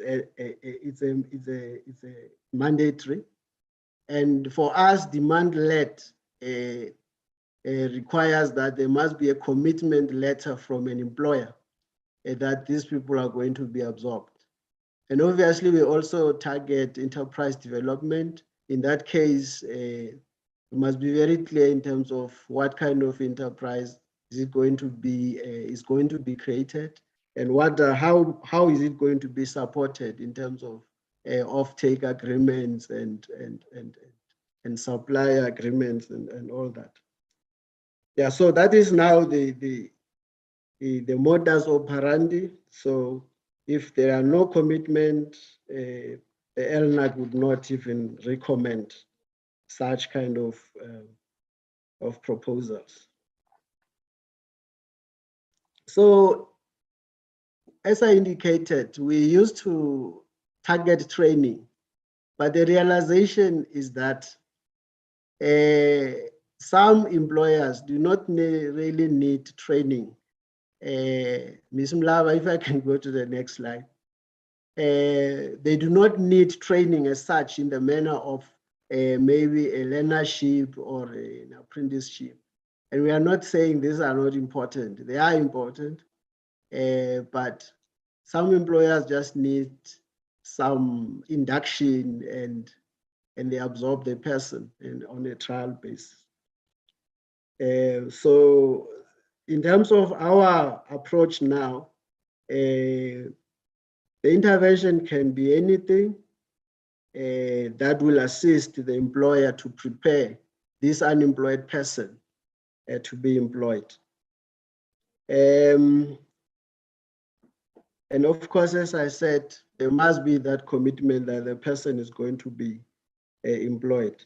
So in our agreements, we had also to adjust our agreements to indicate that if there is no employment, a portion of the funding, more especially the one that goes to the project a management company. He needs to be paid back. You can't, unfortunately, ask them to pay back the stipend, because the stipend for us also assists the participant in terms of, we say, for traveling and other activities related to the program. But we know as well that this stipend assists in terms of household consumption and so on. So we cannot ask that portion be paid back, because that would be unfair if you look at it. Now, what is it that we fund as the UIF? We fund the training if there is training. We fund project management fee, which we are reviewing currently, because we have seen that some of the partners are just targeting the project management fee. And we're not saying that it's not important, but we have to have some standard in terms of that. We also fund tools of trade and PPEs. Importantly, with tools of trade, we're saying if we spend funds on tools of trade, those must belong to the participants when the project ends. Maybe I must at this point explain that some proposals would come and say, we have jobs that we will absorb these participants into, only to find that they are talking about the experiential learning as part of the training. So that's not what we're talking about. So you must still have that, obviously, if you're running learnerships. But post the funding from the UIF, that's what we are interested in. I know, as a matter of fact, that most government departments that we have engaged, they were very skeptical about our approach, but I think now they understand why we're doing what we're doing. Because we do have sister entities like CITAS whose mandate is training that they can assist in that space. But every tool of trade that we invest in must belong to the participants, so that they can utilize that to earn a living. We have also identified that some of the proposals would come, very nice proposals, but without the job absorption part. You can see that they were intended to train, but when we say we need this job absorption, they will then run around and create some partnerships and so on. But actually, the correct approach would be: I have jobs, I need the UIF to fund so that these people can go into those jobs. Not first the training and then you look for jobs, because that approach, as I say, we tried and it was not helpful. And the UIF board is also very passionate about this component, because the funds, as you know, of the UIF are very scarce, and they must be utilized effectively. How do we recruit is the next slide. We, as the Department of Employment and Labor, keep what we call work seeker database that allows any South African unemployed to register, or let me say, any unemployed person in the economy to register for possible placement. I had the presentations before us also mentioned this. So as a first a point of call, our partnerships must recruit from this database. Only when there is no matching candidates or enough matching candidates, then can we consider other databases. This is simply because we are keeping this database as the department, so it doesn't make sense to go outside.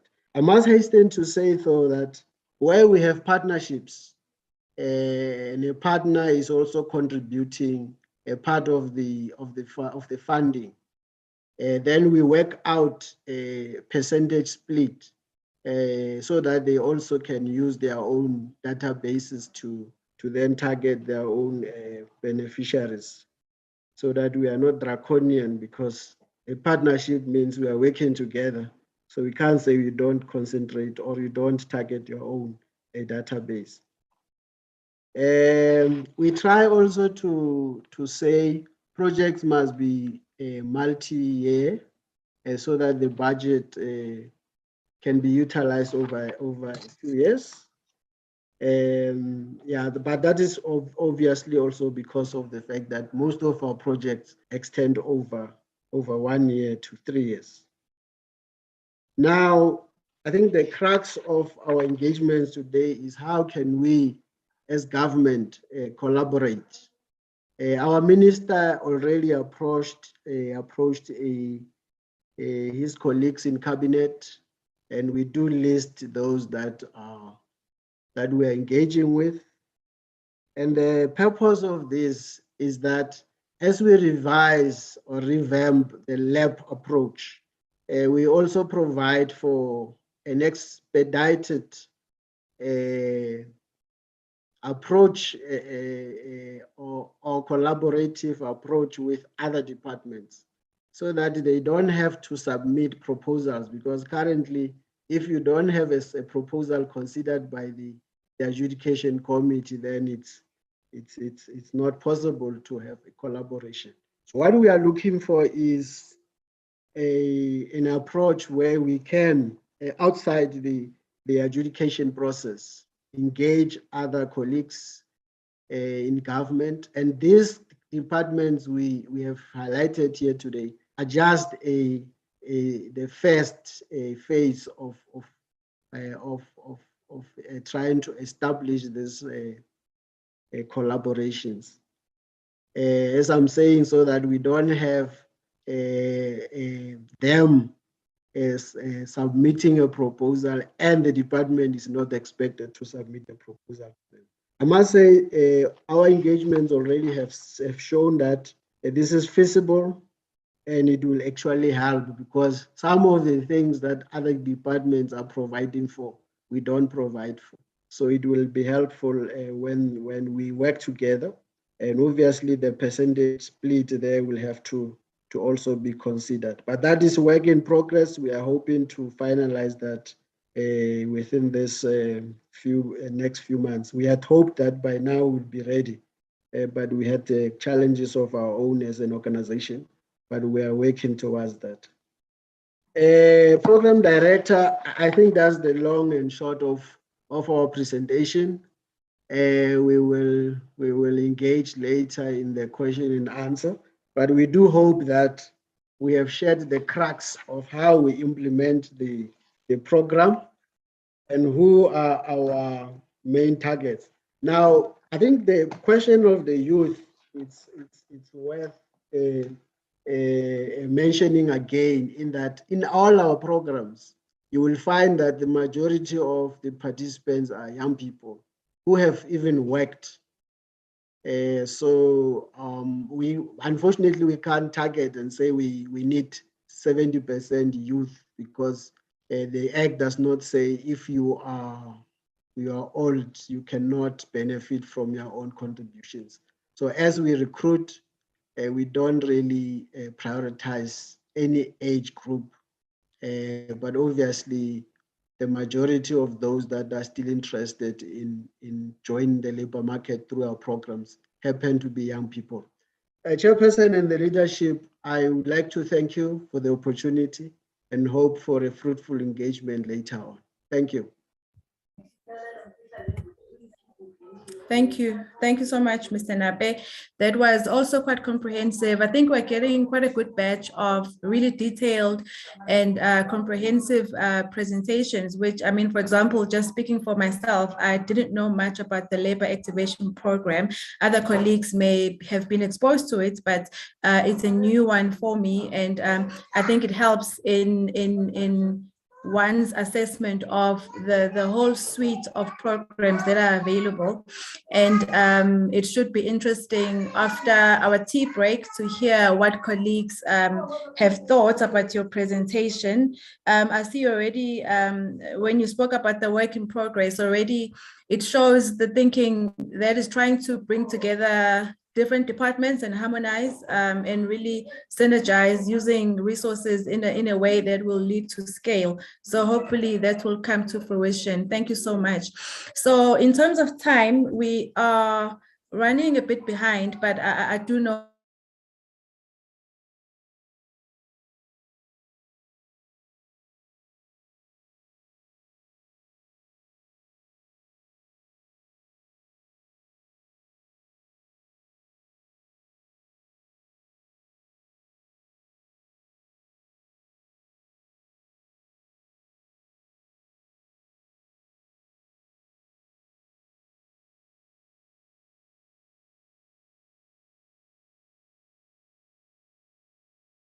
at 11, which is 11, so that we can allow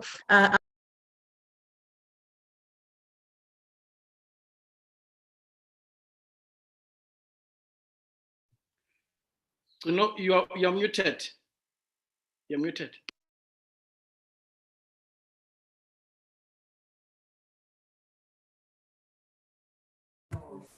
Thank you, Mr. Josopu. I hope I'm now audible. So I was just introducing our next speaker from the NYDA, Ms. Makaula, who will present to us on the new and revitalized National Youth Service Program, after which we will take a tea break. So welcome to Nontikelelo, and she can share her screen and already take us through the presentation. Thank you.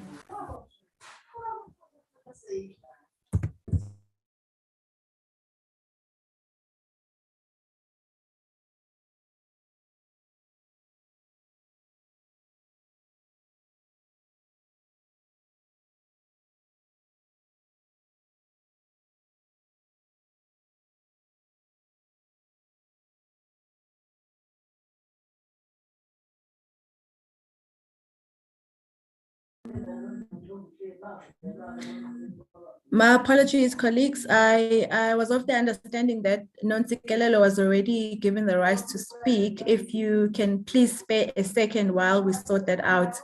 Apologies.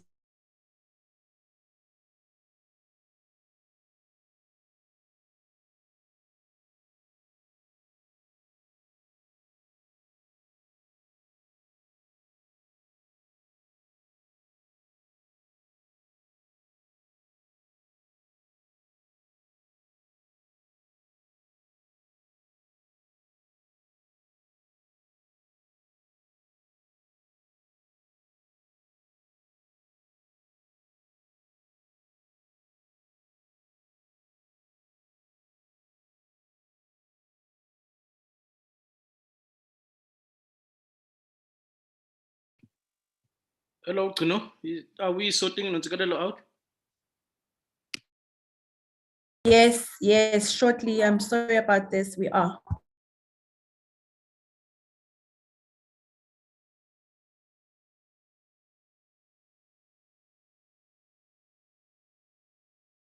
Maybe we may have to then reduce the break. We can, with the disturbances, maybe we can make it 5 minutes.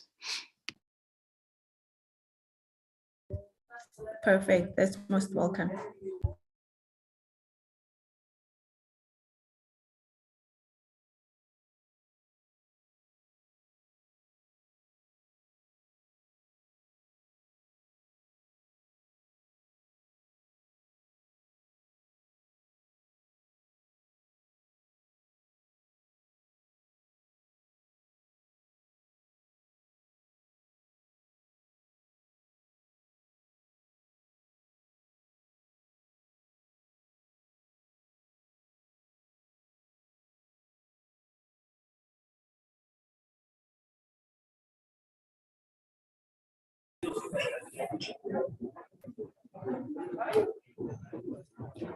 Good morning, colleagues. And thank you very much for this opportunity that has been given to the NYDA to come in and briefly do a presentation on the operations of NYDA in terms of program delivery, in particular the revitalized National Youth Service. I don't think I have rights to share my presentation, but I've sent it to you, Tina, if you can share it on my behalf. Sure. Let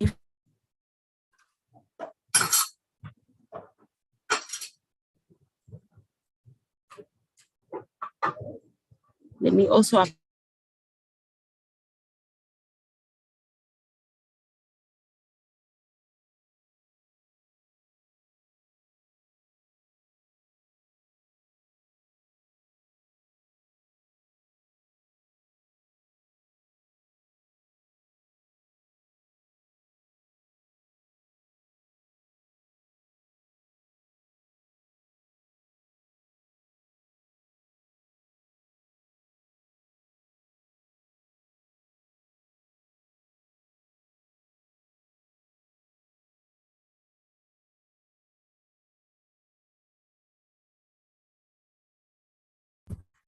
Hi, Nontsikelelo, can you hear me?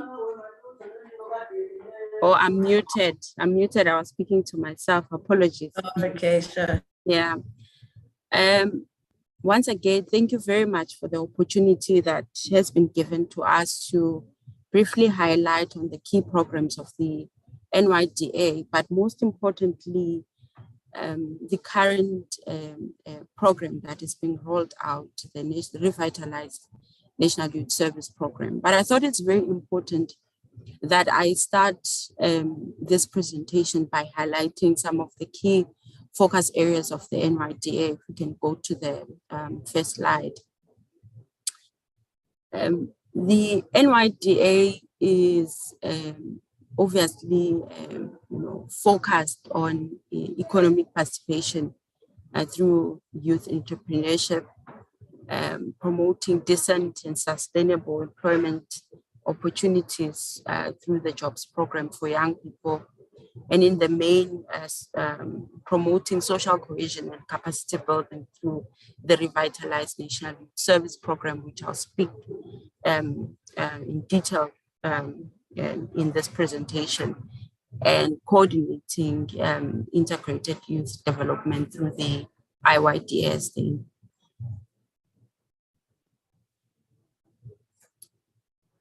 I won't speak to our national footprint. I think we all know that the NYDA is present in all across the country. You can go to the next slide, please.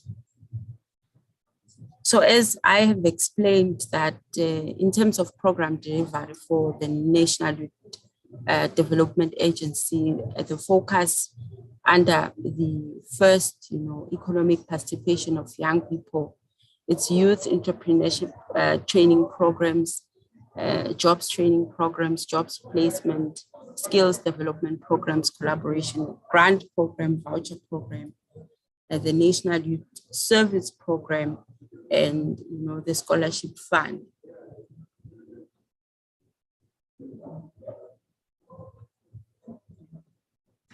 How do we engage young people? This is a very important slide that I just want to spend some time on. When a young person comes through the NYDA, for us, it is very important to understand that a young person, young people in their nature are not, homogeneous, and the challenges that are facing young people need a multifaceted approach. Hence, the first point of call in terms of assessments or when young people come through our doors is to understand the capacity or the profile of the young person that we are engaging at a particular time, whether that person is ready for entrepreneurship, as we see that as a model for a young person to be, economically active and, eventually generate some sort of income. And the entrepreneurship model takes young people through obviously training first, because we would want to prepare the young person for, being an entrepreneur, and then, being afforded an opportunity to get, the grant, a voucher to supplement the business in terms of ensuring that the business is able to function, and the business is also empowered to deliver that service, efficiently and effectively. But we also understand that not all young people would want to be entrepreneurs and would not have, the capacity or, the interest to do that. And therefore they would be skilled to be taken through employment. And for them to be ready for the world of employment, they will then have to be taken through job preparedness training and eventually then placed for opportunities. When after all of this, we then understand that it's not all these young people that would have the skill, that would have, be ready, for entrepreneurship or have the appetite. What do we then do with the young people that, fall, within the cracks? That's where National Youth Service, comes in. We may go to the next slide. The next slide, please.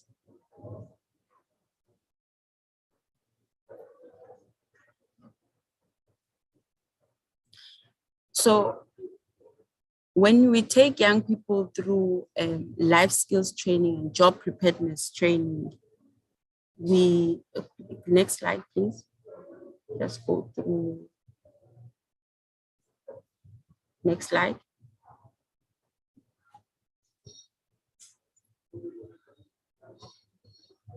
Next slide, please.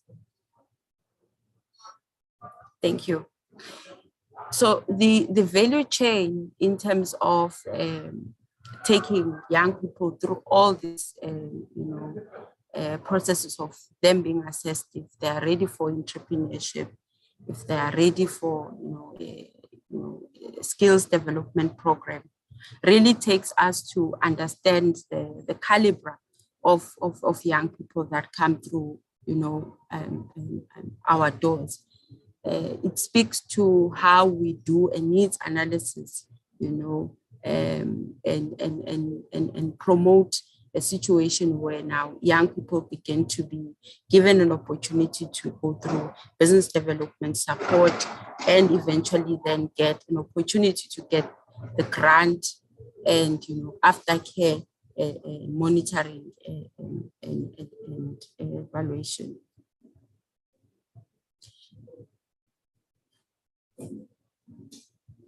Now, I want to speak to this slide because it's connected to the previous slide, and it will give us, greater and deeper understanding of why and how the NYDA, becomes connected to, to the pathway as an entity, and why it is important for us as the NYDA to, implement some of the programs that we are implementing. One, when we speak of skills development, and when we speak of entrepreneurship opportunities, really here we're looking at pillar 2 and pillar 3, where young people, preparing young people for being ready for the work environment, and also appreciating the fact that some of the young people, would be interested in entrepreneurship opportunities, and that will then mean that, they contribute in their communities, and developing the township, economy. And that obviously will result in a creation of job opportunities in those different communities. And another pillar which is important, obviously, that I want to really concentrate on is an opportunity to do service through the Presidential Youth Service Initiative for young people.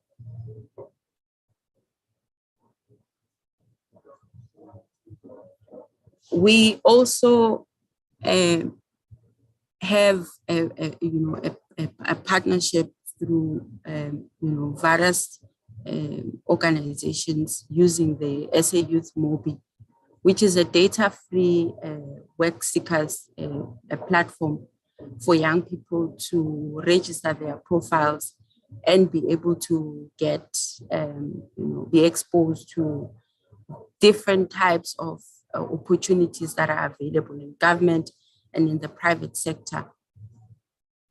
So the SA Youth Mobi is run by Harambee, and they really assist in terms of tracking young people as they come into the platform, find opportunities placed through the very same platform.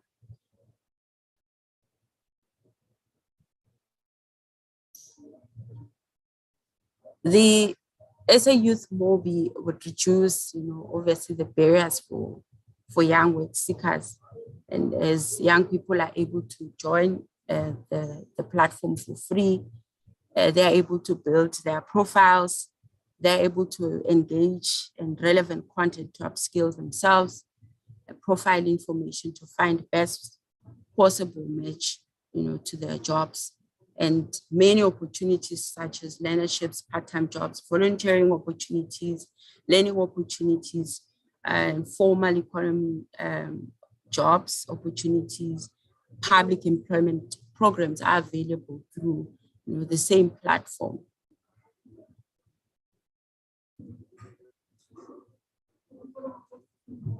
I think I've spoken to this slide previously.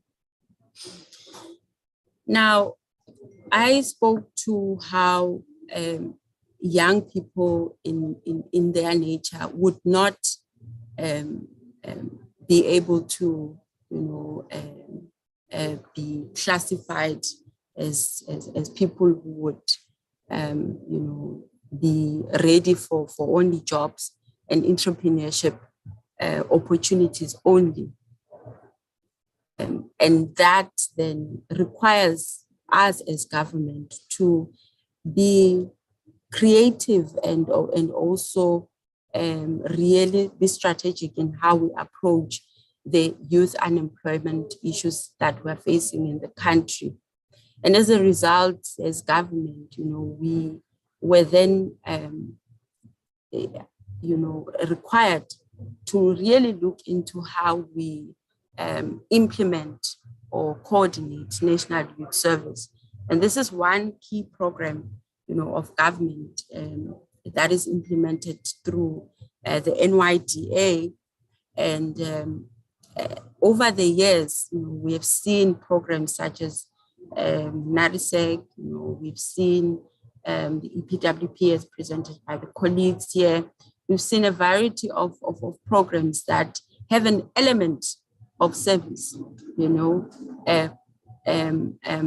but we have not really seen, programs that are fully fledged, National Youth Service programs that seek to address, employment through young people being given an opportunity to contribute in their communities, whilst also being able to do side hustles, being able to participate in other, economic opportunities that may be available, around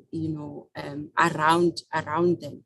Hence, the revitalized National Youth Service Program that was announced by the president through the Presidential Youth Employment Intervention, which really forms part of the broader economic recovery agenda for the country.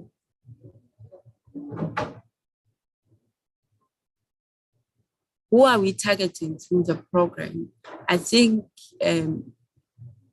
I have spoken to the fact that there are young people that will always fall through the cracks.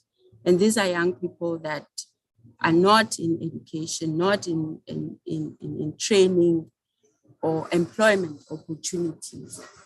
And over the past year, we have received, or we have seen rather, reports of young people that are either discouraged or to look for employment opportunities, or that feel that they're not skilled enough or qualified enough for the opportunities that are available. And those young people are the very same young people that form part of the crime statistics that are continuing to be increasing in the country, and they become part of the social challenges that continue to happen amongst and around us. And most of these young people are not, skilled enough, or some of them not even had an opportunity to finish, their basic education, not, to mention higher education. And this is the reason why, we really had to then, as a country, say, how can we assist a young person that is destitute, discouraged, who does not see, any value in fitting into, a society, and that requires about, social cohesion, nation building, and patriotism first, before the young people is prepared, for the world, of work. And that is really the ideals of the National Youth Service.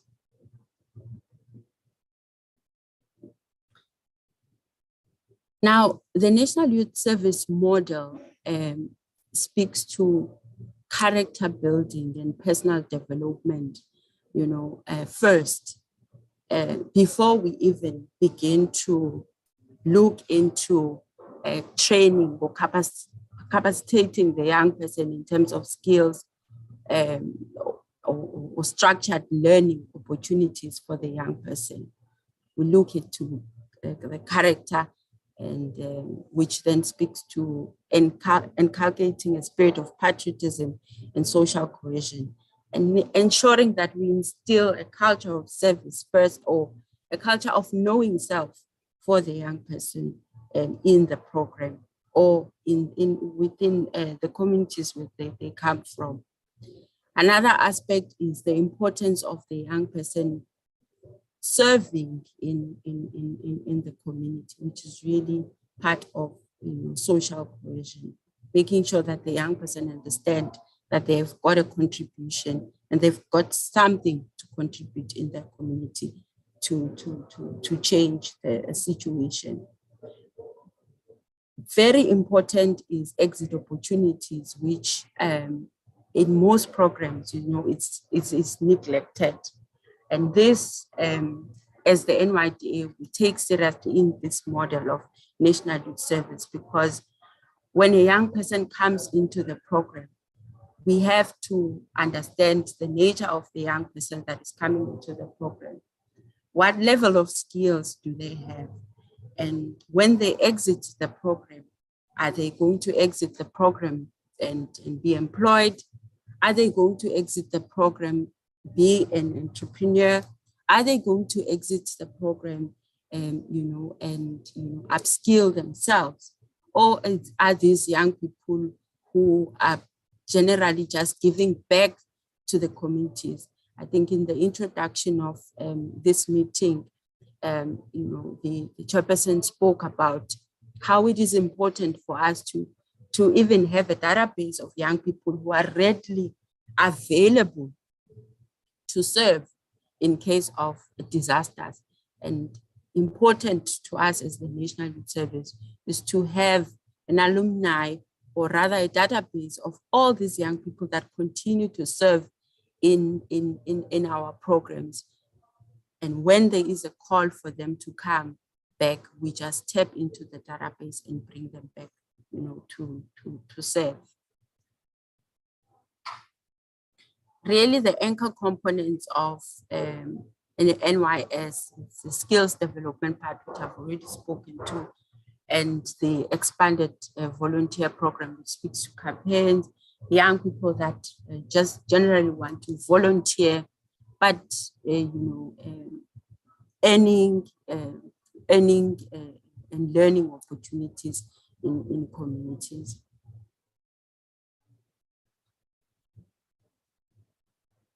I won't speak much about the NYS Structured Skills Development Program, just so in summary, this is a model that allows a young person that does not have the skills. So we design programs for a young person that needs a skill in order for them to provide a service in a community.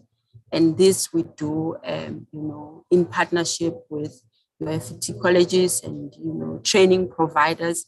They train the young people. It's credit, bearing, technical skills program. We take them through personal development and character building, orientation program. They do then community service. Based on the skill that they would have been trained on. They go through, exit pathways, that which I've explained earlier, which links very nicely to, the model of the NYDA, which speaks to entrepreneurship, skills development, and further education.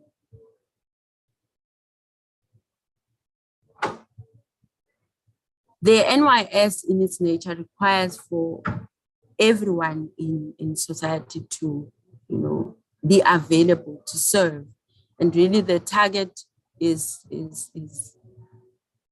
any young person that is available to serve: university students, young people that are in schools, youth formations, and community-based organizations, and young people across, all racial, groups. Next slide, please. One of the important programs that we're currently running as the NYD as well is the NPO Incubator Program. We have found that in most instances, this sector is neglected. And it isn't really a sector that really contributes towards work being done, in communities. They are present, they know the dynamics in communities, and they understand better, in how to navigate some of the challenges that are there. But in most instances, they are not empowered enough to do the work. And then so we felt that as the NYDA, through the National Youth Service Program, in delivering our model, we have to work very closely with the NPOs. But in working with them, we need to contribute in ensuring that we provide training, interventions for them, such as leadership skills, proposal writing, enterprise development. One would ask, why enterprise development? Because then they need to appreciate that whilst they're an NPO, they need to be able to manage their funds better and understand that there is some sort of social entrepreneurship that is a contributing factor for them to be continuously being in existence and be self-sufficient as an NPO. We have a volunteer management toolkit that takes them through how then they can be able to recruit volunteers and maintain volunteers, attract young people to their program. I think I've spoken to the exit, pathways that can be, made available, for young people that enter National Youth Service, program, which is a very important, component of National Youth Service, because then we avoid a situation where young people continuously being part of different types of programs just for them to be able to get the incentives that are provided in this programs that are available, in government. So having a value chain that enables them to, be at the end of the program, have employment, further learning, or enterprise development facilitated programs, and we really try to reinvent some of this, on a program by program, basis. Now, with the currently, the programs that are currently running at NYDA, obviously the biggest one is the opportunities for 50,000, young people to be available as volunteers through the Revitalized Nationhood Service. We have been currently appointed, as the NYDA to run a CWP program for Mpumalanga, which engages around 27,000 young people in 19 sites, of which 7,000 of those are young people. This opportunity really has given us, as the NYDA, a bite on how best and we can structure this CWP program and to include some of the models that we are successfully running in the NYDA, which includes taking a young person through the value chain of training, entrepreneurship, development, and as well as other placement opportunities for them. We remain committed, obviously, to the national pathway management. Just briefly, in terms of institutional arrangements for the revitalized national service program, the NYDA is obviously the accounting authority for the program and is fully accountable in terms of reporting for the program over the 5 years and annual performance plans. The presidency, the Department of Women, people with disabilities, the Department of Employment and Labor, and the NYDA have initiated a presidential youth employment fund and ring-fenced the grant fund to exclusively finance components of the APRM. Important to note in this is that the Jobs Fund, through the Government Technical Advisory Center, has been appointed as the fund manager for the PYE and is also, the program management for plays a program management role for the revitalized national youth service program for the NYDA.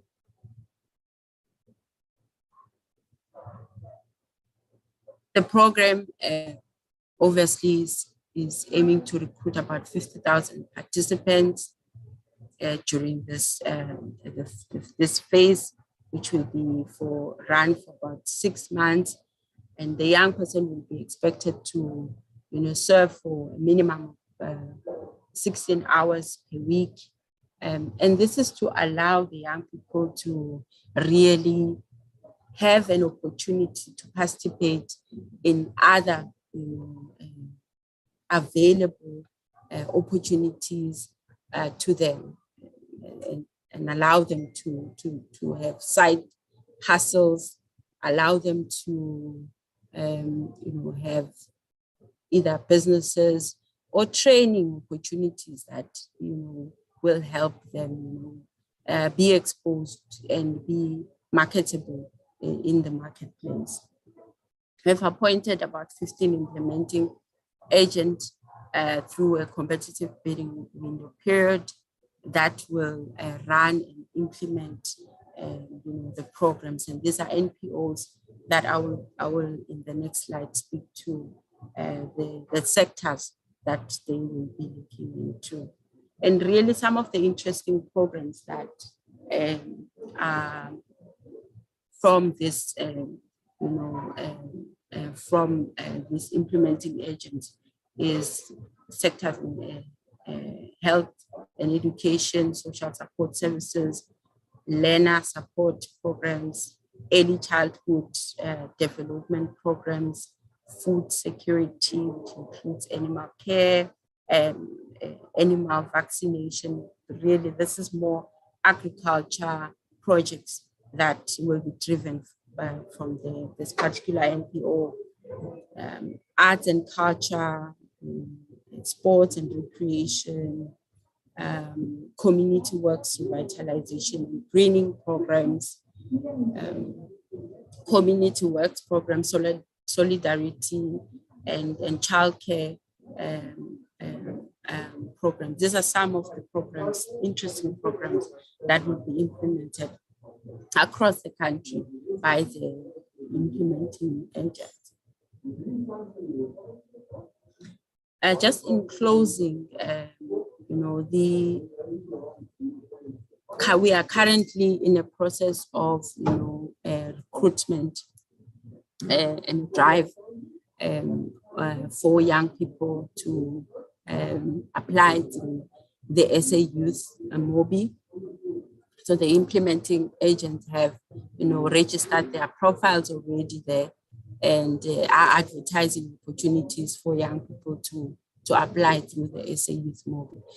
And the reason why we use the platform is so that we can be able to track the progress of the young people as they come into the platform and also exit, the platform. And the nice thing about the platform is that as and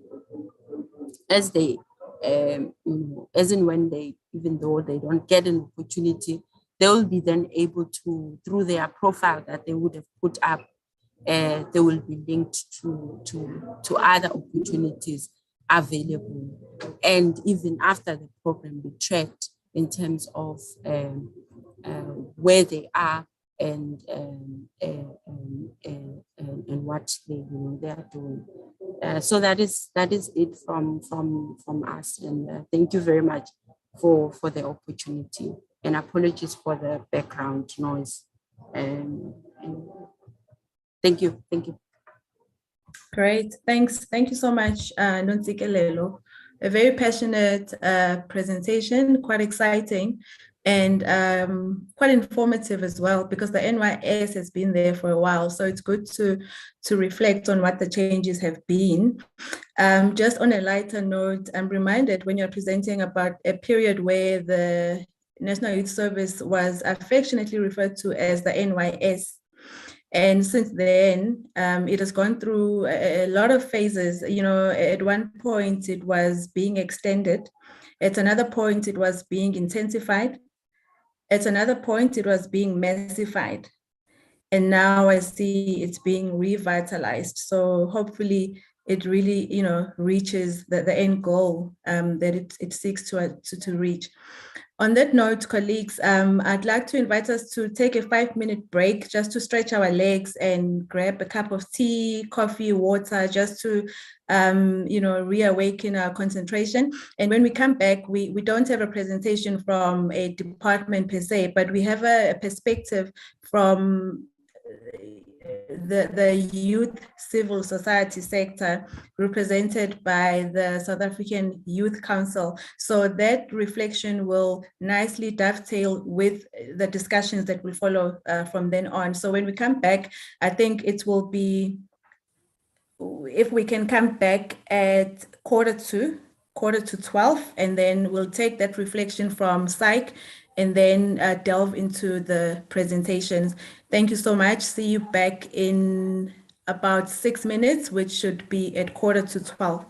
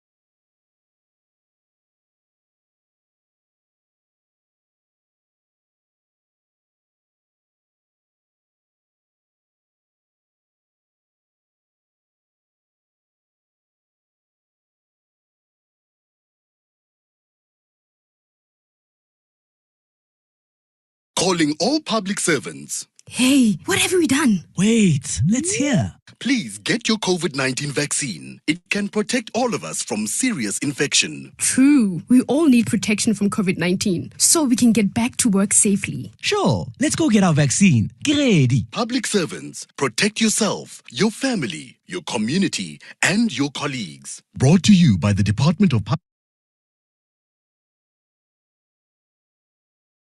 Public Servants, attention. Pumla, you're a public servant, right? Yes. Why? All public servants should get vaccinated. We need to get the economy working again. Economic recovery will happen faster if we're not getting sick from COVID-19. Ish, I never thought of it that way. I'm getting vaccinated. Get ready. Yes, as public servants, let's protect ourselves and those we serve. Let's all get vaccinated. It will move us out of lockdown. Get ready. Winner? Brought to you by the Department of Public Service and Administration in partnership with COVID Comms. Calling all public servants. Tobeka, you're a public servant, right? Yeah. Have you been vaccinated for COVID-19? No.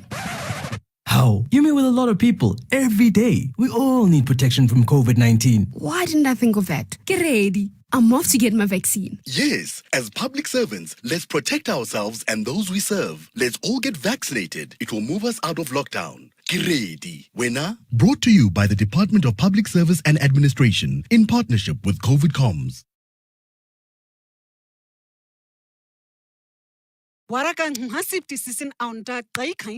Kwenta sas como Thomas decision ausa. Tamasa. Iyo, madi iyo. COVID this question as amsa ha haisen iske. Di damata ha.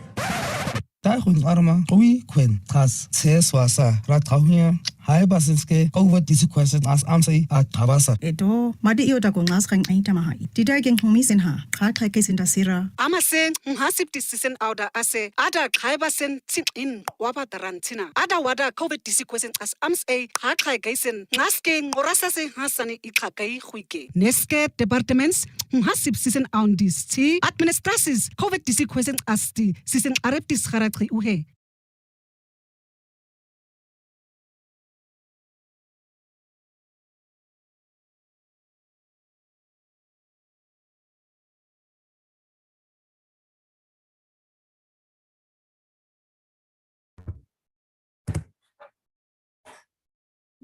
Welcome back, colleagues. Welcome back, everyone. I trust that we've had a good break, and other colleagues who are probably rounding off what they were doing for that break are going to join us, but we can start already.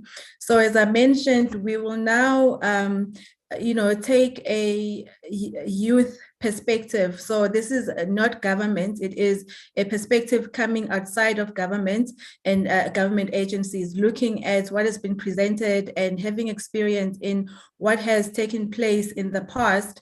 The South African Youth Council will give us their thinking on what has been presented and also in general what the youth public employment programs have fared, how they have fared in the past and currently, considering the growing unemployment of young people.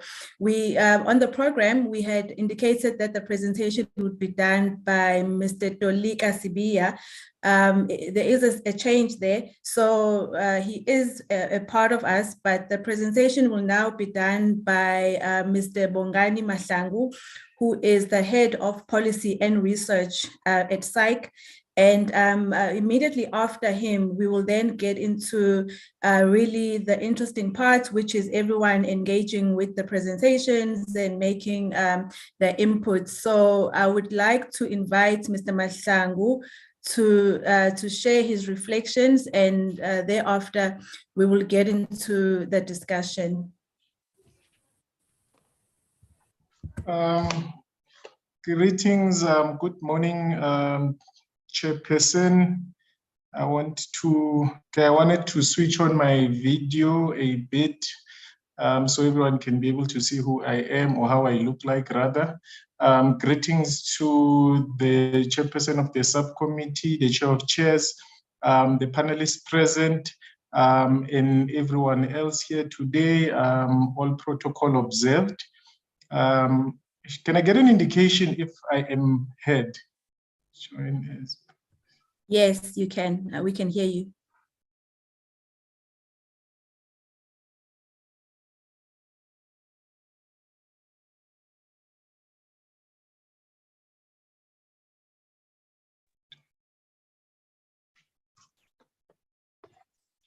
Okay. No, thanks very much. I hope everyone heard the greetings I extended and all protocol observed. Yes, I was deployed by our Secretary General to come and make a presentation on behalf of the South African Youth Council. And I decided not to take his presentation, or rather take his input, but formulate our own input as a subcommittee, which would be much of a general input subject to the various presentations made here today.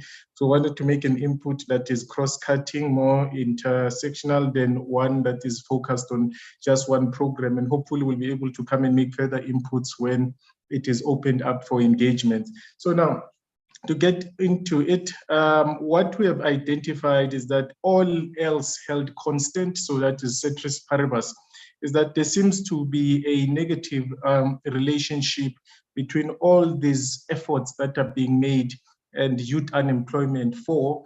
The observation is that as efforts seemingly increase, so does youth unemployment. So as far as the relationship between the two variables, it seems to be negative. There's a negative correlation between the two. And I hope that will also open up a discussion later as to why this negative relationship exists. To go to my second point is that economic shocks will always take place from time to time.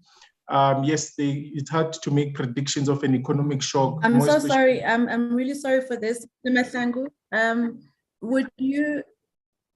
Would you be able to maybe shut the video, because it's creating delayed feedback, so we cannot hear you, but at least we've seen you. Thanks a lot.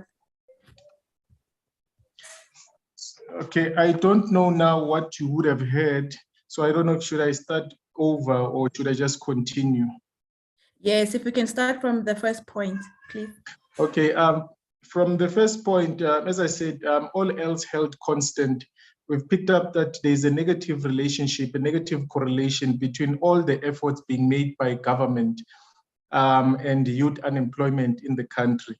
And we make that observation as means to stimulate a conversation later or in the item after this one as to what are these other variables that would probably be contributing to the relationship of these two main variables. And then I went on to my second point, of which is where I was, is that economic shocks, it's hard to predict. I doubt most people would have been able to make predictions of things such as COVID, predictions of what is currently happening in KZN, predictions of what took place in July of 2021 in South Africa last year, which all of these things and more, including the recession in 2007, and so have been classified as economic shocks. But what can, however, be strengthened is the labor market or the demand for labor in South Africa, meaning ensure that it is less sensitive to what we are seeing now, more especially as youth is concerned, because we have noted that the economic shocks that take place in our country, impact our country, tend to expose the elasticity of labor demand within our country, the sensitivity of labor demand in our country, more especially as it impacts the young people of this country, which means that no resilience to protect this labor market,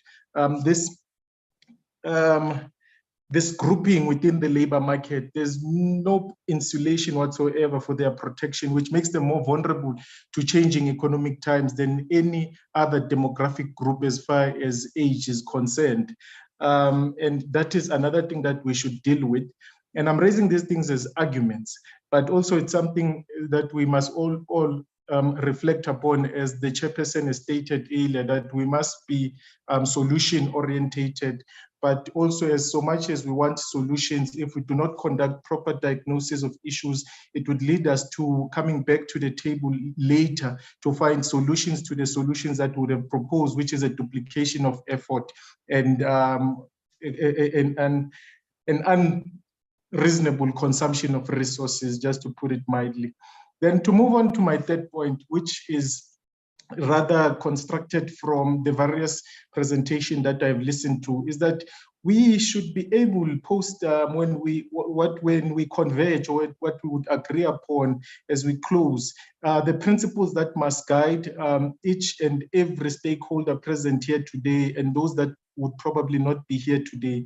And I listed some of these principles which can be formulated into terms of references, such as, one, not in any particular order, sustainable employment, because from the presentations heard, the employment initiatives that are broadly being presented do not have the element of sustainability, which means that there is a target to create underemployment and not actually full employment.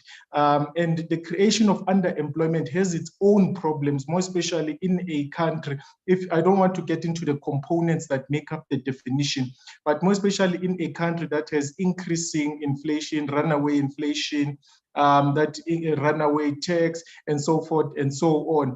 And also with the knowledge that an average individual that works in the country supports about 4 people that do not. So creating sustainable employment goes a long way with actually dealing with the poverty issue and the inequality issue that we experience as and when we create employment initiatives. We should be able to conduct impact assessments, which are value for money assessments or audits.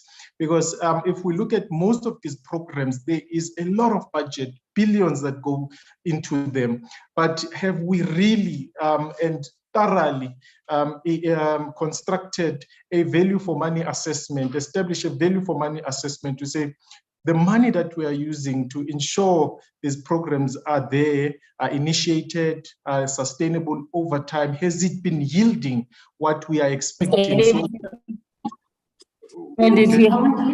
okay. She's sitting here because of network. All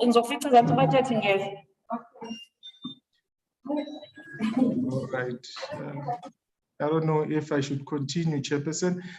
So which basically links. Long time. I'm sorry. Long time. Just 1 second. I always see you. When I come in the morning, I see Charlotte is here. I'm good, thanks. Yeah, thank you. Okay, sis. Is your meeting over now? Oh, okay. All right. Okay, sis. Sure. Okay. What is coming? I did see. Oh, okay. Is it not this one? I'm sorry. I'm trying to mute. Please, Mr. Mahlangu, give me a second. This will be sorted out. I apologize for this. All right. No, thanks. I think it's muted now, which is worrying. It worries us youth when stakeholders, sorry to be a bit controversial, but when stakeholders don't switch off their mics and there's a presentation taking place, it simply means that they're not paying attention to that presentation. And it says a lot about the importance of the exercise to them. And it worries us as youth because we always have this issue that we are not really being taken as serious as we would like. But in any case, to continue with the presentation, Chairperson, so also the homogeneity of young people, which I was quite delighted when I heard the NYDA making reference to it, I think about 3 times, is that we are dealing with young people here that are not homogeneous. They have different interests, competing and contrasting interests in terms of resources to assist them to ensure that they are able to ensure that their interests materialize. So that is something as well that I would urge stakeholders that we must look into, which links up to your pathway understanding. So a lot of thought and research must go into understanding youth pathways in the country, monitoring these pathways, and also being from the monitoring we'll be able to understand which are the most successful, I'm looking for a better word for it, pathways that we should at least channel the resources into. And then also we must also look at issues of duplication of effort, which I think it was the first or second speaker when they, under duplication of effort, when they spoke about policy instability, which is basically administrative or an element of administrative instability. That is something we must look at, because if there is policy certainty around these programs, it goes a long way as well. Information asymmetry. Even the chairperson made after the comments made after almost every presentation is that it is quite interesting that we have had certain programs that have been running for quite a considerable amount of time, but the people that need these programs, that should benefit from these programs, may not necessarily know about them or how to access them due to various barriers of access, but information asymmetry being one.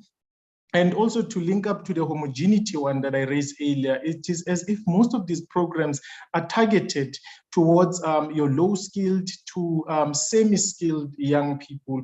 And we have seen from the published quarterly labor force surveys that graduate unemployment, which should be skilled individuals or skilled young people, is increasing as unemployment in general amongst young people increases, which is also now at double-digit figures.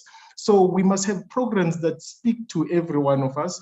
And as well as and when we do consultations with young people, and I'm also now referring to what I heard earlier, is that we should involve as many young people as possible, as many groupings that represent these interest groups or this group in particular as possible. So we avoid a situation where we are just conducting engagements with young people to satisfy the PAJA or Promotion of Administrative Justice Act Section 4, subsection 1, whereas basically we're not really interested in the views, but we just want to ensure that there's legal compliance in what we are doing. And that is, to me, a problematic thing that we need to do away with. And as far as skills are concerned, when we talk about skills cultivation, which skills and why, and where will these skills find expression in the labor market or in the market in particular, which leads me to my second last point of structural unemployment, as I heard it being spoken about earlier. Within our ranks, we have debated this quite a lot, and our members generally believe that the unemployment that we have in South Africa, it is less structural but more cyclical, on the basis that there simply are no jobs, on the basis of a contracting economy and divestment, which are leading to a contracting economy, rather than a skills mismatch or a requirement of skills that cannot be found within the domestic labor market. And this leads us to even the argument that we have raised as a structure, and hopefully we'll be having opportunity to engage the Minister of Home Affairs on the basis that they released this critical skills list. And in this critical skills list as a structure, with a problem as to how these skills were, or how was this list drafted, on the basis that we identified that there are skills within listed skills there that our young people actually do have.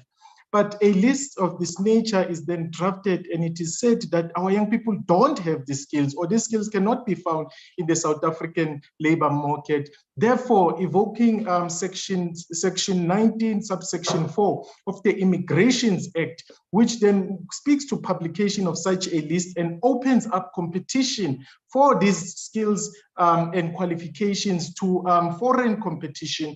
And that makes it very difficult now for domestic skills and qualification holders, young people in particular, to compete. We even made references of such things, such as your call center management, microbiologists, nurse educators, university lecturers, FET school teachers. According to the list and more, we don't have these things. And as young people, we know as a matter of fact that we do. So that means the methodology that is used by government to compile this list needs to be shared with us, so we can check if it is really consistent with what is happening on the ground, of which we strongly believe that it's not. So when we talk about skills development, we need to ensure which skills are we developing. Do we not have those skills? What are the issues there? And that is something we have not thoroughly ventilated. And we use skills as very vague. And that then leads us to believing that the unemployment is structural, whereas we do have people with skills that are underemployed, meaning they are working in jobs that do not require the skills that they have, even though these skills are so-called scarce and critical skills and qualifications in our country.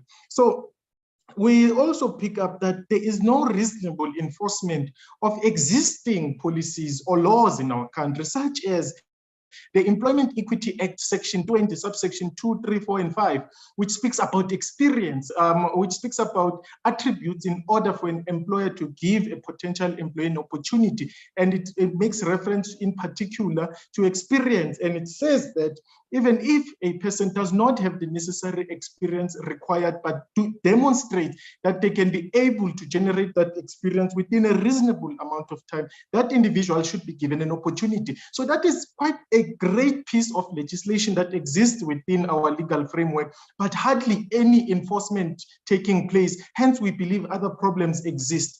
We also look at the Employment Services Act, Section 8 of the Employment Services Act, subsection 2, A, B, and C, which gives a responsibility also to the Minister of Labor and Employment to ensure that even if this foreign labor comes, or these foreign skills holders and qualification holders come to the South African or domestic labor market, there should be programs or structures or means that ensure that they pass on these skills to our domestic individuals, young people in particular. And that is not something we have seen happening, most especially making a reference again to one listed scarce skills and qualification about university lecturers at our university. We do not see that taking place, and life goes on to a point where we believe that we don't have these skills, we don't have these qualifications, or they can be cultivated regardless of the means of cultivation. And that gives us then other problems. So these pieces of legislation and more are not being properly enforced, not being properly regulated, leads to some of the problems that we are highlighting here, directly or indirectly, which is distortment of the domestic labor market.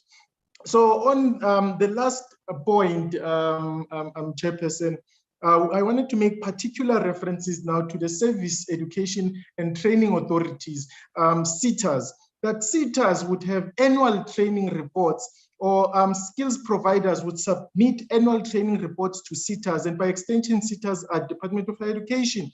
And what the department generally looks at from these reports is the training attendance register, proof of expenditure, training providers used, instead of looking at the value add or conducting a value add assessment, which would come through learner engagement to ensure that the beneficiaries of these skills received those skills as it was intended for them to receive them, and they can now use those skills to go and compete in the labor market. And that does not take place, yet we talk about the continuous cultivation of skills. And these are great programs from government, but lack of proper monitoring and evaluation, which is oversight, leads us to believing that certain other things exist.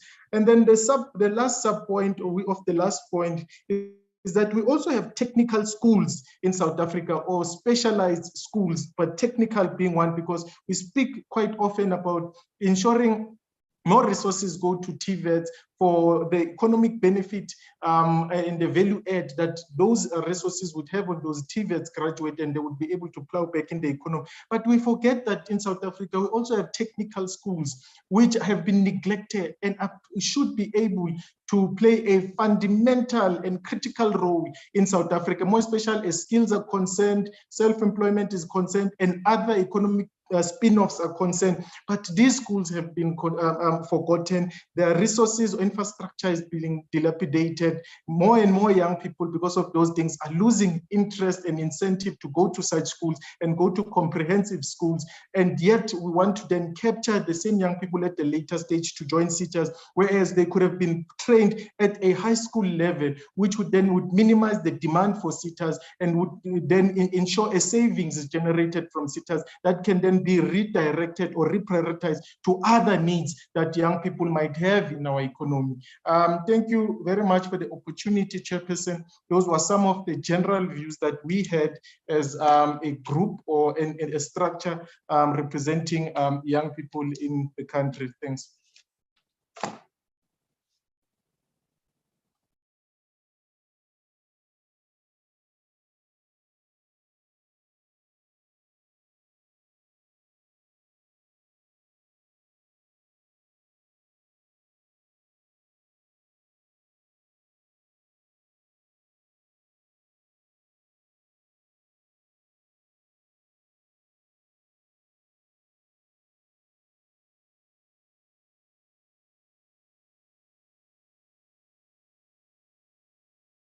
Hello, Kuno, are you there? Okay. Okay, colleagues. I think Ms. Mlaba did indicate to me that she is experiencing some challenges in relation to load shedding, and her laptop was about to, the battery was about to die. While she's not here, I will then probably now thank all the presenters that have given us different perspectives, different programs that are currently running within our own government to address or to contribute towards the reduction, what Bongani calls reductionism on youth unemployment instead of full employment. Quite an interesting formulation. But colleagues, we will now, as we have thanked everyone, knowing that members of the NGC would have been taking notes, and they've been, like, since 9 o'clock, been quiet.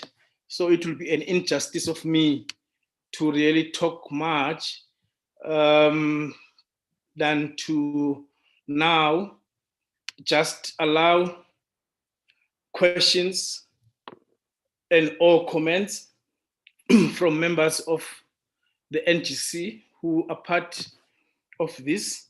So now, colleagues, we will, I see the first hand from President Jimmy Gojana. Can we, colleagues, so that we can have note all the hands that want, all those, then I see Bralux is the second one. We don't have any other hand, but it's fine. Probably they will be provoking other hands. Over to you, President Jimmy. Okay, thank you very much, Chairperson of the Economic Governance and Management Workstream. Can everybody hear me? Yes, yes. Okay, wonderful. Yeah, look, afternoon to everyone who is attending this very important session, which is deliberating on some of the matters which concerns the youth in our country. I want to start by saying that I'm coming from that generation where we believe that youth is a society in transit. And I've not changed, I've not buckled up around that. And I still maintain that youth is a society in transit. It needs to be empowered, it needs to be resourced, it needs, all kind of intervention to ensure that, they take over when things, that are necessary. Now, there are two questions that I wanted to find out, Chair, from the representative of the South African Youth Council. I want to start first by saying that I think all the inputs and the presentation from the aspects from government, starting from the Office of the Presidency, I think they are enriching, they are worthwhile, and it's something that we can work on going forward. And I think based on the basis of that, we can probably develop some solutions, how do we take a process forward? But I thought that before I could trigger those debates from my side or input, I wanted to find out first from the South African Youth Council. The South African Youth Council, to me, is a very important critical stakeholder because it represents and articulates national youth interest at a national level. So in these programs that we're hearing about them today, are you guys involved in these programs?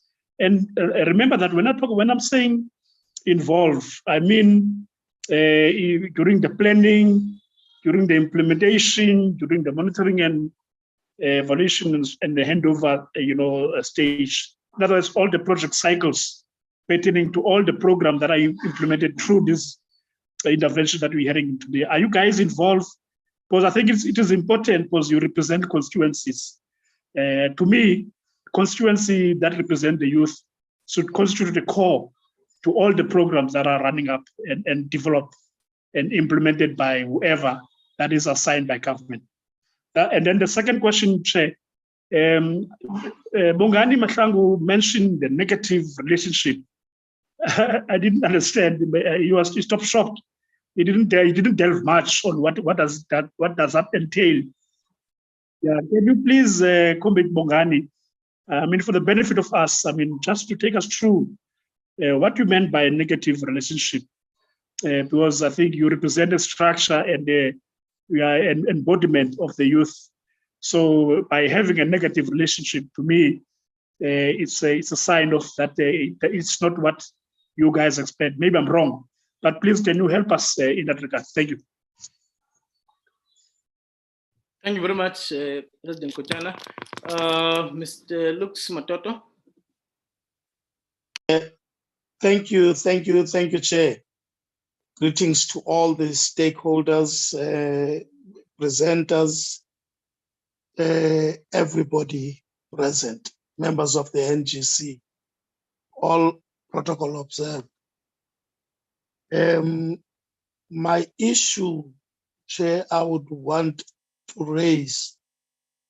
I listened carefully to the youth employment program in the presidency, and curious to know, actually, I would have been interested to know the level of disabled people within the program, which is disabled youth, but also, as much as I know this is a youth issue, not all disabled people are young, and not all disabled people not being young, I'm referring to the one at the presidency, but there's a showcase that all disabled people have been excluded from previous engagement in previous governments. And that exclusion is much more pronounced on the African disabled people in particular. And therefore, an exclusion in the current situation will not do justice to people who have been excluded all of their lives to still be excluded in this current situation. So I am really, really, really interested.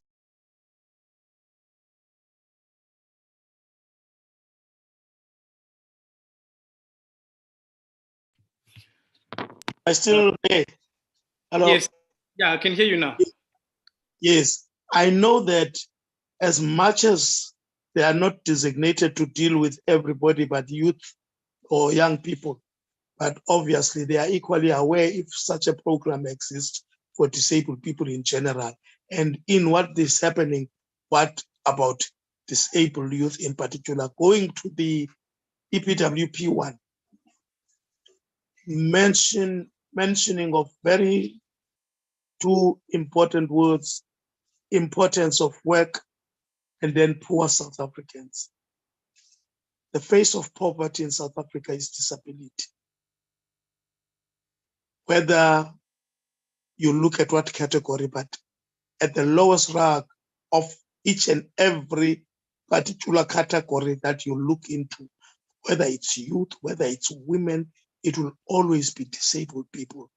I would have been interested on a disaggregated presentation on how these programs speaks to disabled people in particular, in terms of even the EPWP, and say these are the issues. So for me, inclusion is key in all the programs that have been raised, but not just inclusion in general, disability inclusion. Thank you. Thank you, Chair.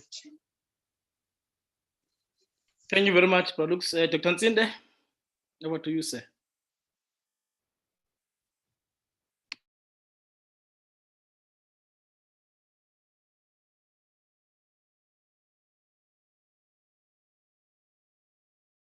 Okay, maybe he's still struggling. Dr. Ntsinde, are you there? Yeah, Chair. Okay, yes, you can proceed. Yeah, Bulel. My interest, Chair, is around the issue of implementation. I heard somebody mentioning something like the program of EPWP started in 2003, if I'm correct. And to date, we still have that program. Yet we still have the same unemployment, if not increasing by 10 times to what we had in 1994, 2003. I'm saying if our unemployment has not increased by more than 10 times that we had before that. We also have a serious challenge where we see the programs of employment, like we have seen the president doing the shows, what you call those, investment shows, whatever you call those, yet the number of employment is not increasing. And we all know that in South Africa, unemployment, poverty, inequality, they are the original sins or the original problems of this country. Yet, we still have, after 32 years, after 20, whatever number of years that we are free, still having the same problems that we originally started with. It means like something like we are not doing anything. We are not moving. You say Science City, if you push a wall, you are not doing anything. Unless that wall moves, then you are doing something. It looks like we are not doing anything. Bongane put it very nice when we spoke of shock, economic shock of this country. You want to look at what Bongane said and double it, or maybe even triple it, to say it's not only economic. Everything in South Africa looked like shock. We were talking about a disaster that happened in KZN. Now the question that we have, all of us, is how much is going to go to where it is supposed to go? The 1 billion that has been put aside, how much of it is going to go to where it's supposed to go, rather than go to the pockets of individuals like we have seen in the COVID. So shock is one of the strategies which is very bad in this country. It's very interesting. But all I want to say, Chair, it has come to this point now that our government has got to stop talking and start doing. We have been saying these things since 1994. We're going to change this, we're going to change that. Even today, we are still talking about, we're going to change this, we're going to change that. If we can just stop talking and make mistakes as we go forward and try to correct those mistakes, rather than what we are doing as a country where, Chair, we come with an idea that idea, we work on that idea before we implement that idea. Of course, we have to work on it, but we work onto that idea until we have to go back and rethink what was the original idea in the first place. Then it means we are not doing anything. We are just pretending to be doing something, which means on its own, it's another thing that is riding along the lines of being shock itself. So I think Ubongane has spoken very nice and very clear. And I am very happy with what he has said, most especially with the position to say we need to move on from what we have. We have been worried about importing skills when we know for a fact that there are skills in this country that we are not matching what people are doing on the ground. I was watching on TV or reading on something just this morning when this particular lady has got 2 degrees, yet she was doing sweeping and cleaning in the EPWP. Now, is that really necessary at this point in time to even be seeing that as a matter of interest? Just to look at that, it tells you that there is something definitely wrong with this country. But in general, Chair, I think all that we need now, we've got enough policies, we've got enough constitution, the biggest constitution, or the nicest, as they say, constitution in the country. Now it's time to stop talking and start doing.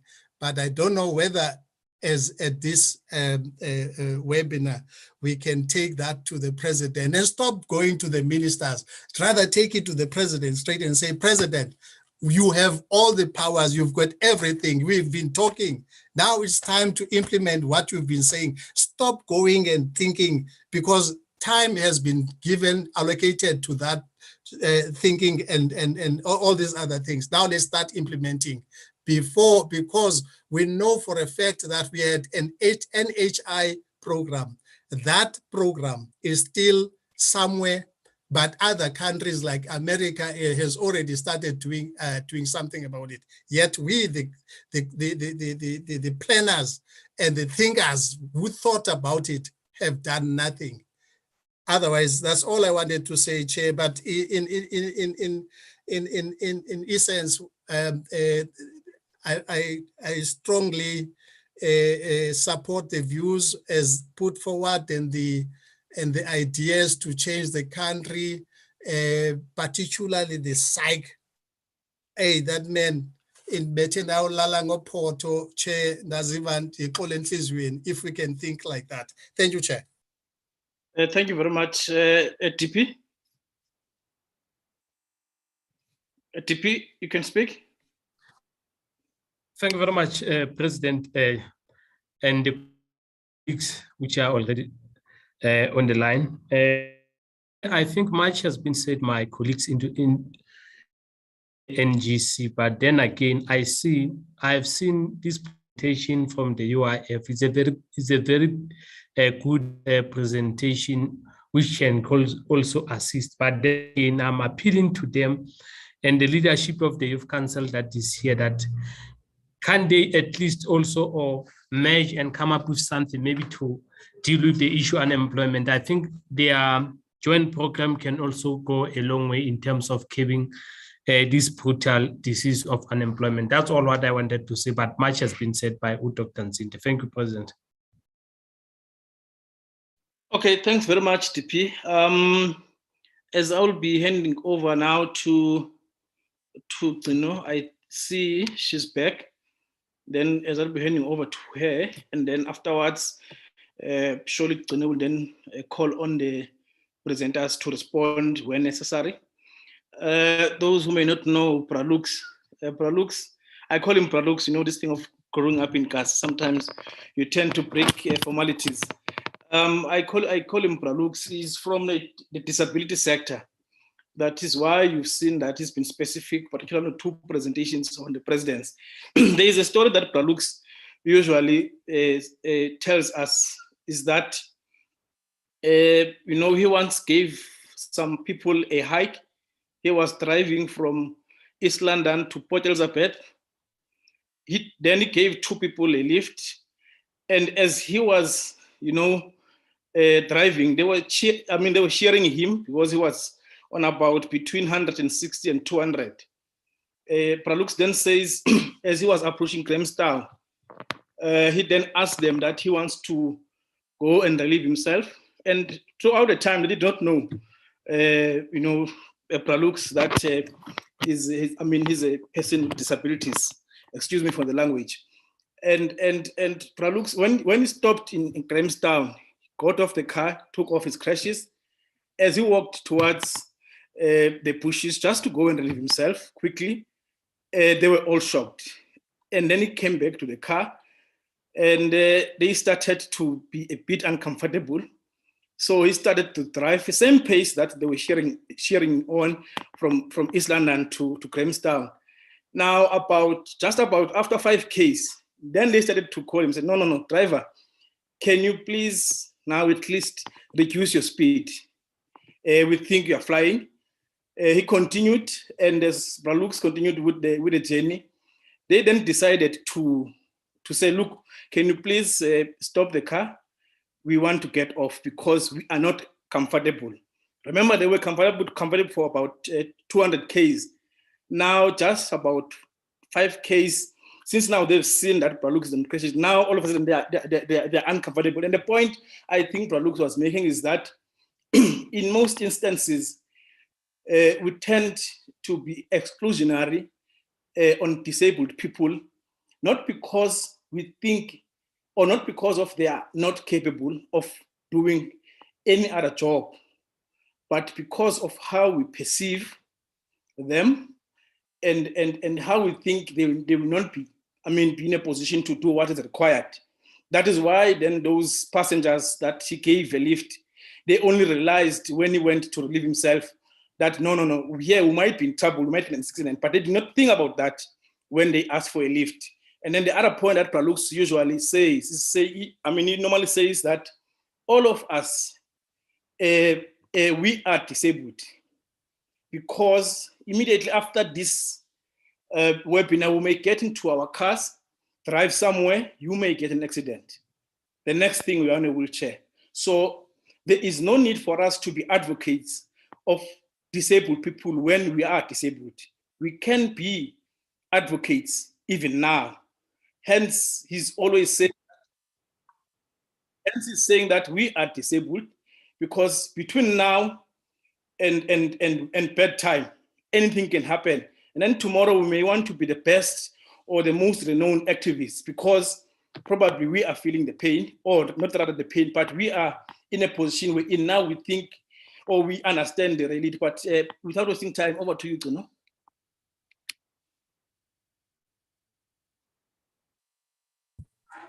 Thank you, Mr. Josopu. Thank you for holding the fort. I apologize very much, colleagues. I am in KwaZulu-Natal currently, and the issues are very many. So I was affected by one of the electricity issues. I apologize for that. So I caught Mr. Kochana right at the end of his input. So I would have missed a part of it, but I did hear that his question was directed at the SAIC head of policy and research, Mr. Mahlangu, to clarify what he meant around the issue of the negative relationship, which in my opinion, I took it to mean he was generally summarizing the relationship between government, what has been presented as interventions, and how the young people are receiving or experiencing these programs in reality. But I'll ask Mr. Mahlangu to take the floor just to answer that question.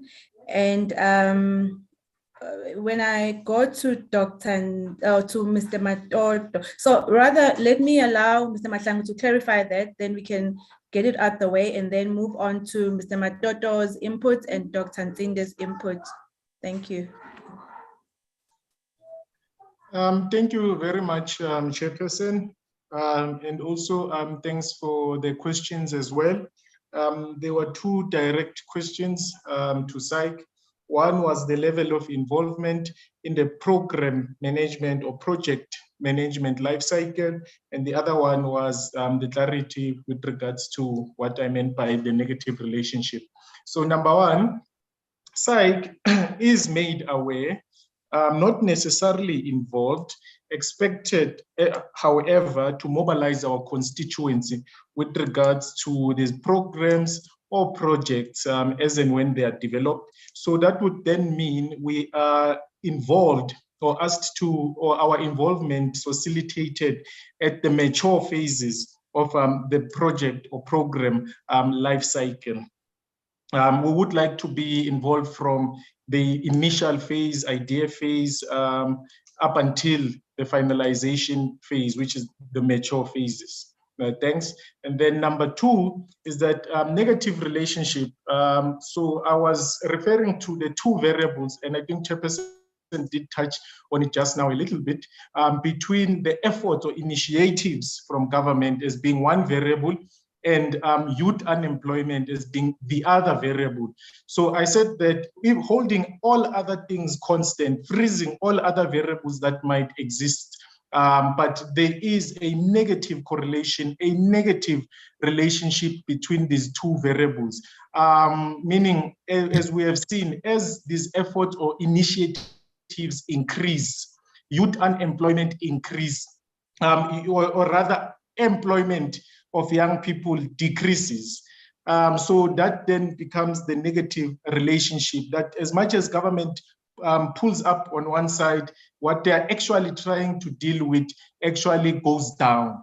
So I don't know if I'm articulating it properly, but basically is the negative relationship between employment of young people and initiatives from government. And I had hoped that maybe as we engage, we'd find out what are the other variables that might assist us to explain this phenomenon. Because if this phenomenon is not explained, maybe then reduction of these initiatives might actually lead to an increase in employment. I'm just problematizing it further, but I wanted us as participants today to actually engage these two variables and other variables that might assist us to explain the phenomenon. Thanks. Thank you very much. I think that clarifies the issue. I also still do wish that our colleagues from the government sector could touch on these issues, because I think in your reflections, Mr. Matlangu, you did give quite a robust analysis, very stimulating, and you outlined, before I lost the connection, I think I counted about 4 issues around sustainability, because it seems like a lot of the programs speak more to economic or employment opportunities, which we know young people jump from one to another and then they're sitting at home. There isn't a sense of a sustainable program of employing young people. So that is quite a critical question, which I'm going to pose to all our presenters. You also raised the issue of impact assessments. I think from the presentations, we got a sense of impact assessments having been done on an individual basis. The APWP has done its own, or it has its own impact assessments of its programs, but there isn't a sense of a more comprehensive program to assess this host of programs and really what the impact is. The third issue was around that young people are not homogeneous.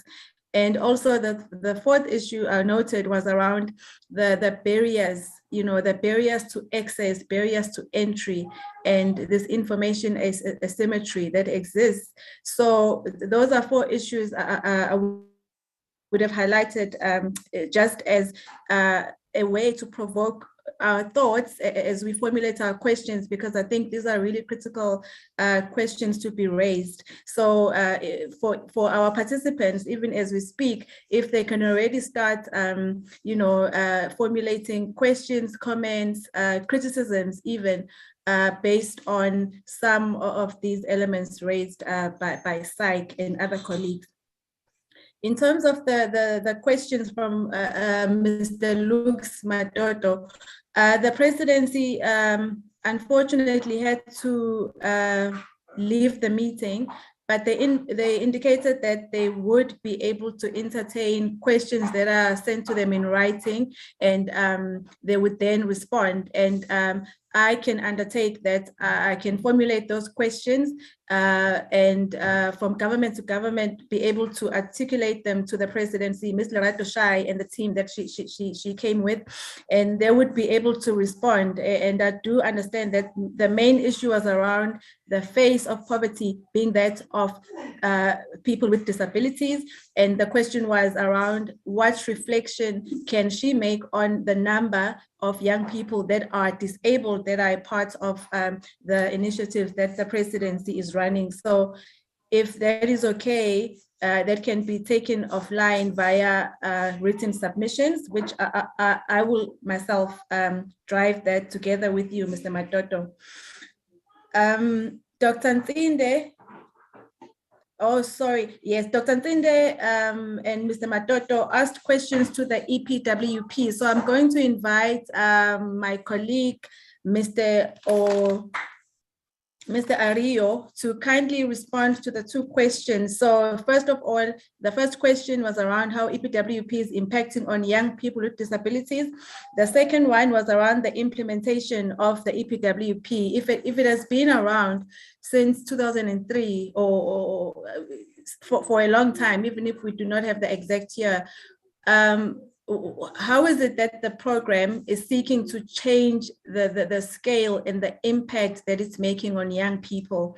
So that is directed to the EPWP. And I think to the UIF, Mr. Nape, you will take the question raised by Mr. Dumizwane around a possible collaboration or a joint program between yourselves and the South African Youth Council. So I'll give the floor to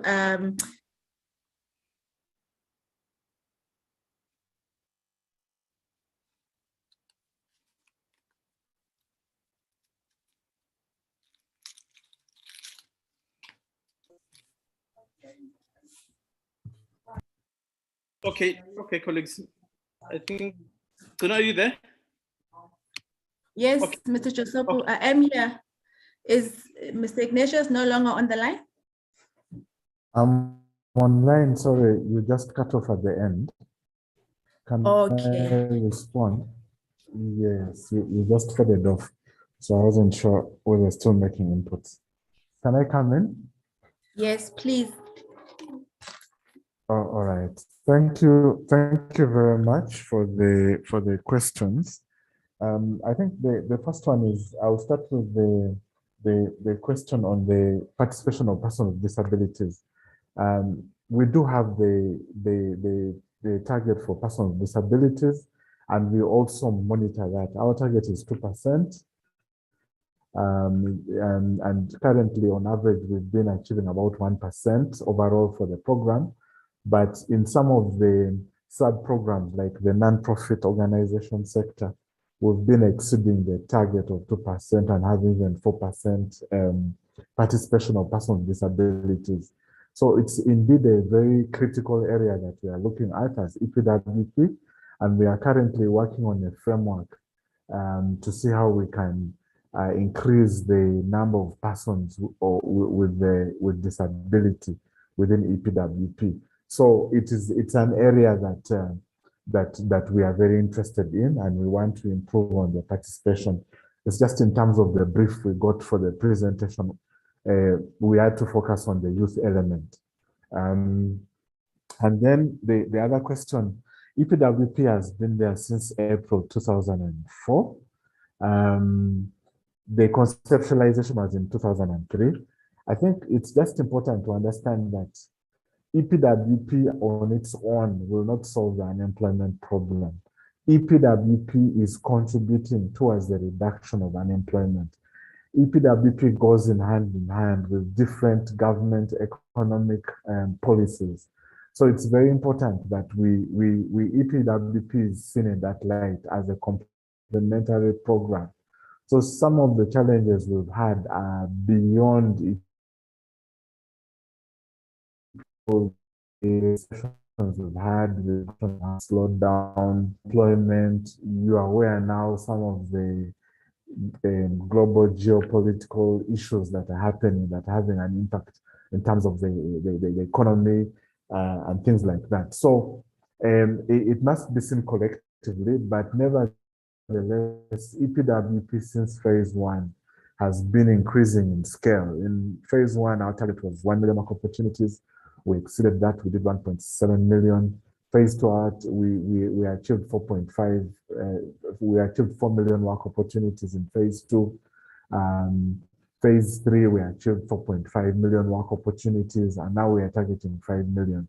So within the available budgets, we've also been trying to increase the scale of the program. But then I think one has to look at it in fairness to say, but we need the economy as a whole to improve the absorption. So those are the different things that we're looking at. I'll hand over to the DDG, Ms. Carmen Joy Abraham, if she wants to add a little bit to the responses. Thank you. Thank you very much, Mr. Ario. Good afternoon once again. I interest is this relationship between the efforts and the youth employment. And I think for me, I've been thinking about that for a very long time. Often ask myself is, when are we going to take up open and frank discussions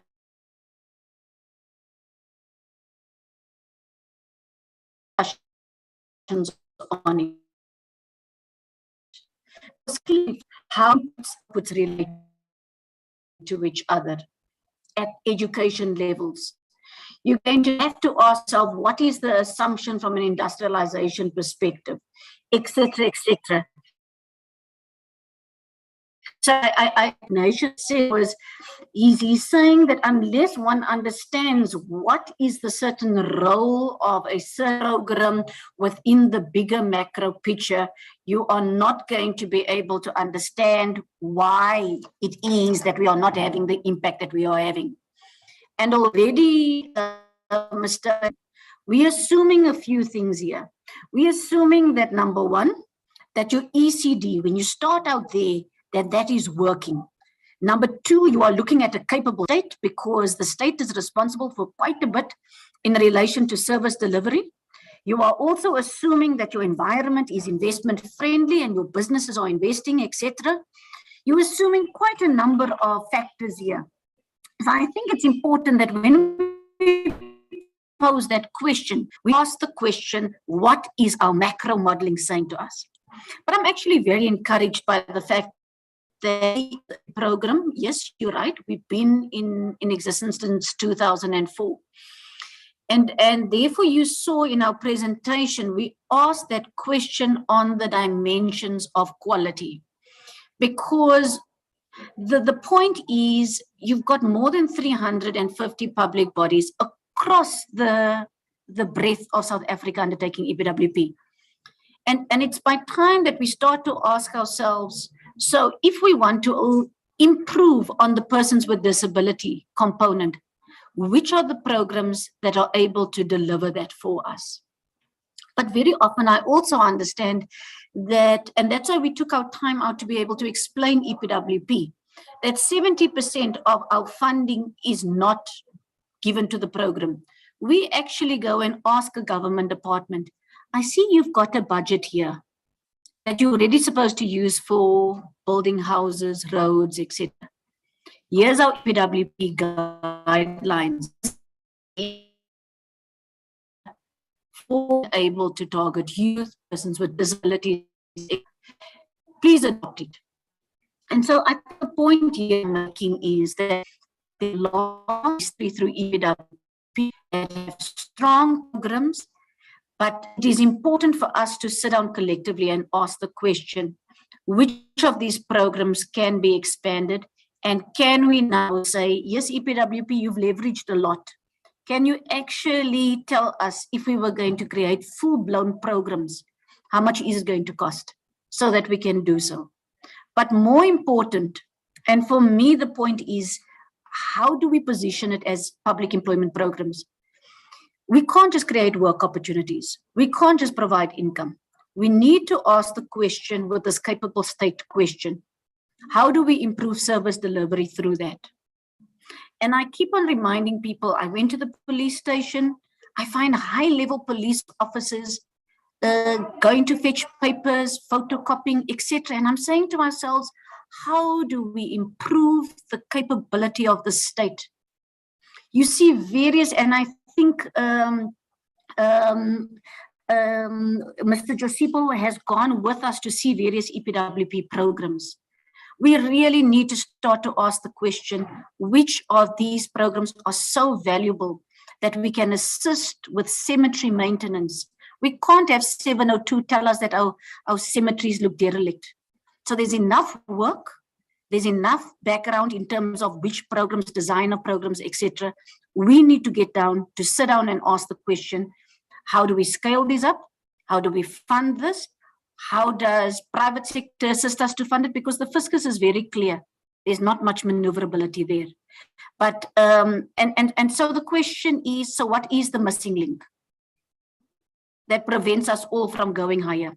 I see, May, you've put on your camera, so I take it, let me stop with my comments there. Thank you very much. Over to you then. No, I'm sorry, Ms. Abraham, that wasn't the intention at all. If you would still like to make a few more additions to your remarks, please go ahead.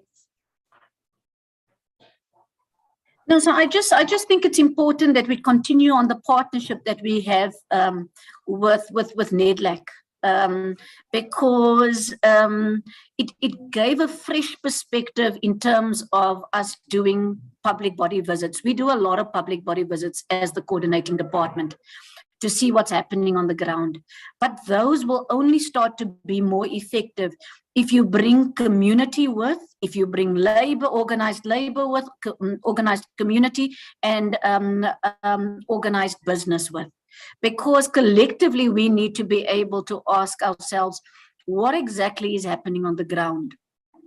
And this issue of skills also, sometimes one thing I've come across on the EPWP is that we must understand that there's skills required at the most macro level, but at the local community level, even the provision of end user computing has been seen to be valuable in a local economy.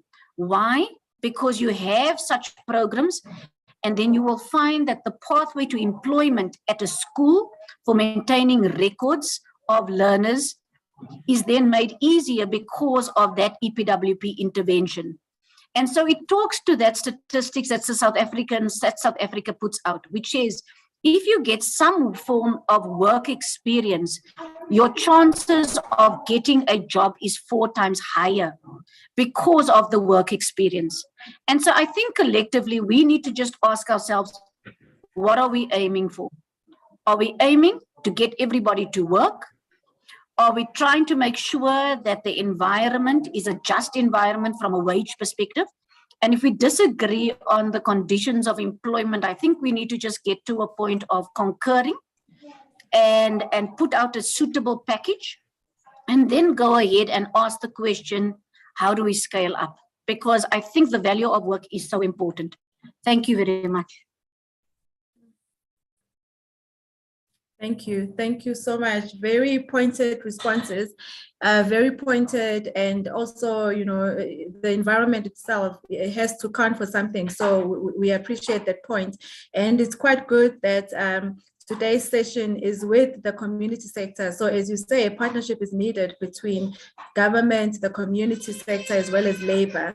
It's quite good that we have in the audience leaders from the community sector.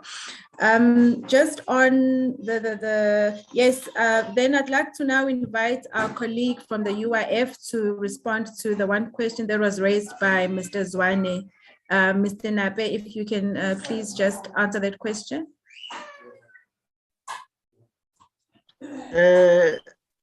Thank you, Program Director, and thanks to Mr. Zwane for the question.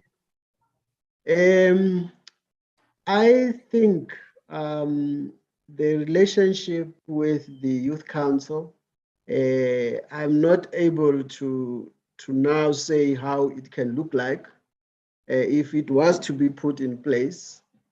But I do want to say that for purposes of youth, the UIF and the National Youth Development Agency are currently engaged in the final stage of establishing a partnership. And I hope I'm not speaking out of turn here because I've not asked them if I can divulge this information. But we do have an approved program between ourselves that we will fund on a co-funding basis. And we should be able to finalize the agreement soon. It was delayed due to some legal requirements from our side as the department because the lawyers had many questions than answers. But those are, I think now we have ticked the boxes for, and we should be having a program that deals with participation by young people. So these are concentrate on new venture creation for the youth and the National Youth Service. I hope that assists in terms of the youth, but in terms of the Youth Council, we haven't had such an engagement. And as I said, our engagements in our partnerships are on the basis of proposals that are received for now. Chair, Program Director, that would be my response for now. And I hope that this assists in terms of youth participation in the UIF funded programs that are appointed. Thank you. Great, thank you very much. I think that's quite clear. And any further thinking or engagement would then be taken forward as you've explained how the process goes for potential partnership.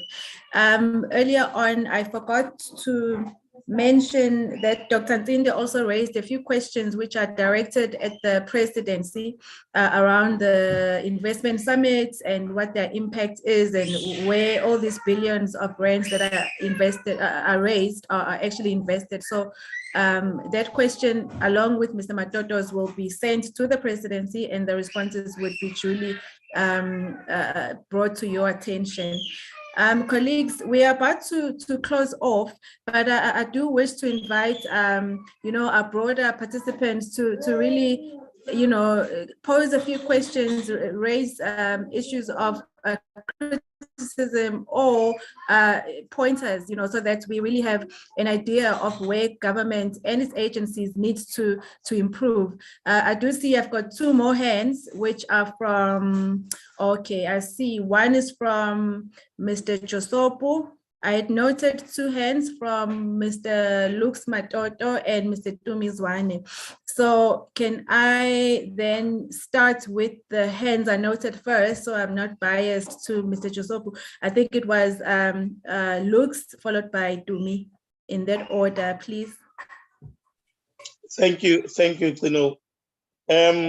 Start by thanking Comrade Josopo for the disability awareness he just did. Thank you very much. Excellent. Let me hasten to go to the issue that I wish it could be taken for all the presenters, that 2% was meant to have been met by 2010. In the census that informed the 2% by Stats SA in 2011,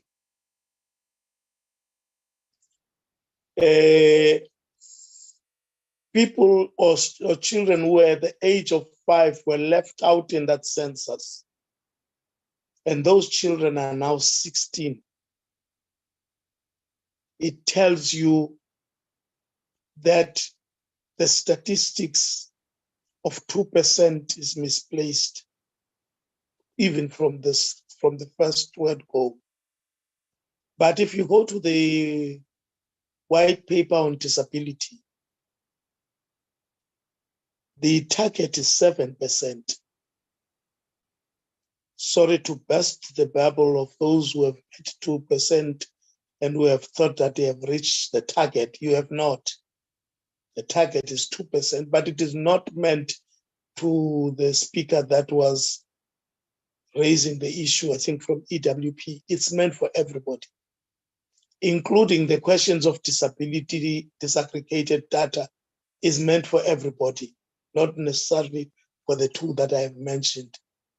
Let me be quick also to be opportunistic in this sense and say, I hope UIF, you are using the youth one as a platform or a springboard for a disability engagement as well, so that you have a partnership and a plan, whatever you're doing with your lawyers insofar as youth is concerned, that you'll be open to do the same for disability. Obviously, beyond this webinar, would love to have an engagement with you on issues that would empower disability. As I say, the face of poverty in South Africa is disability. I thank you. Thank you so much, Lux. Tumi?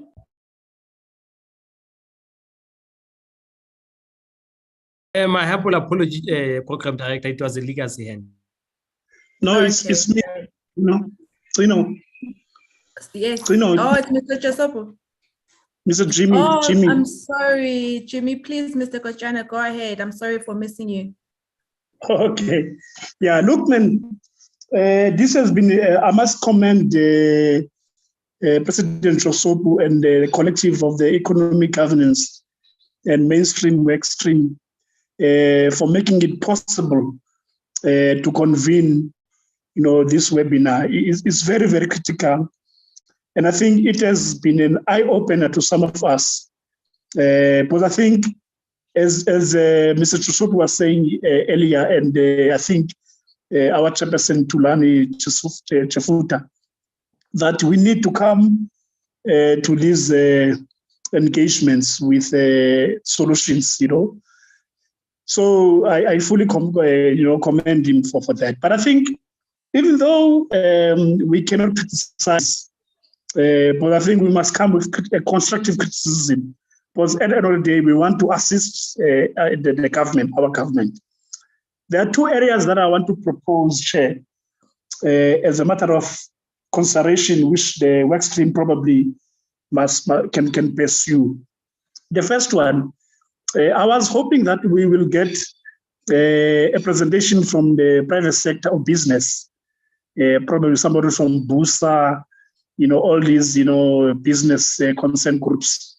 So I was hoping that they will, come to this session so that they could also outline their plans and priorities around the issue of the youth, public employment. Because I think whether we like it or not, I think the issue of business, as a critical stakeholder, we must take that into consideration. So I don't know how can we find some of their views. Probably at a particular probability, the work streams through President Chosopu can engage with business on this matter, just to find out, their perspective of how they could assist this process. And then the second one, Chair, relates to the broadening of stakeholder engagement. You see, Chair, I'm worried, man. I must say I'm worried. When I got the response, personally, when I got a response from Bongani,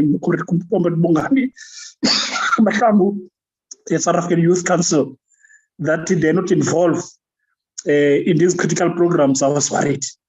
And I was saying to myself, then, if South African Youth Council, to me, they articulate the national youth interest in the country.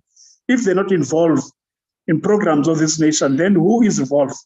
Who's occupying the space? We need to know about these things, because it is disingenuous, to say that organization like Harambee, they represent youth. No, they're not representing youth, they're Harambee. Harambee is a service provider. You know, they're doing a very good work.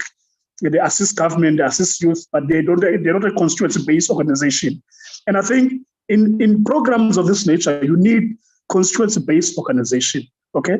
And that is why I'm coming up with a proposal, Chair, to say that I take note of what the APWP is doing with NEDLEC. I take note of what the Department of Employment and Labor to want to broaden to society and other stakeholders. But I think at the end, the backstop with the NEDLEC community constituency and us, the APRM. And I think, Chair, we must not beat about the bush here, because I think we represent structures, we represent constituencies, you know. We don't know who are these people that they are meeting.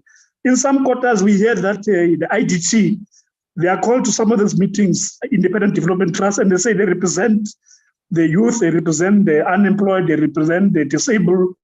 And it's a fallacy. I mean, IDT is not it's a government agency. It's not a constituency-based organization. So what I'm trying to say here is that at a particular point, we must find a way through you, stream chairperson, that we institutionalize this partnership at a high level between APRM, NEDLEC, because those two bodies, those two platforms, indeed, I mean, they're fully representative of this community-based organization. You know, if you want NPOs, you'll find them.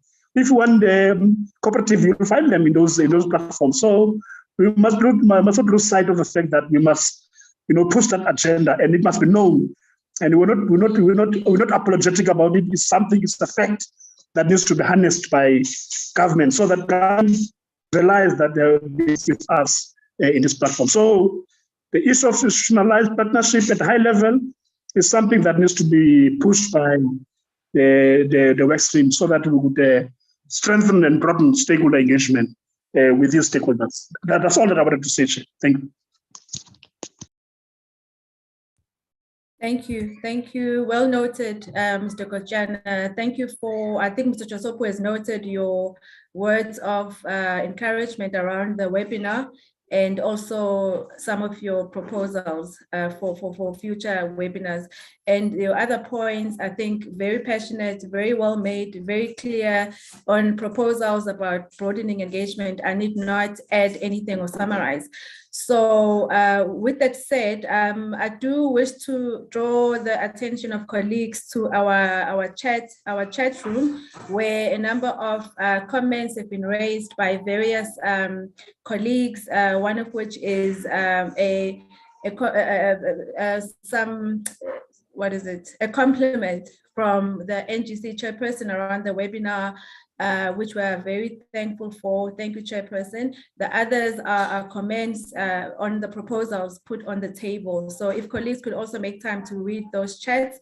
We are drawing to an end, but I would like to, before we officially close off, which will be done by our Deputy Chairperson of the NGC, Ms. Magdalene Munsami, I do wish to check with my colleague, Moses, if I have maybe missed any hands or questions before we can move forward to the closure of the session.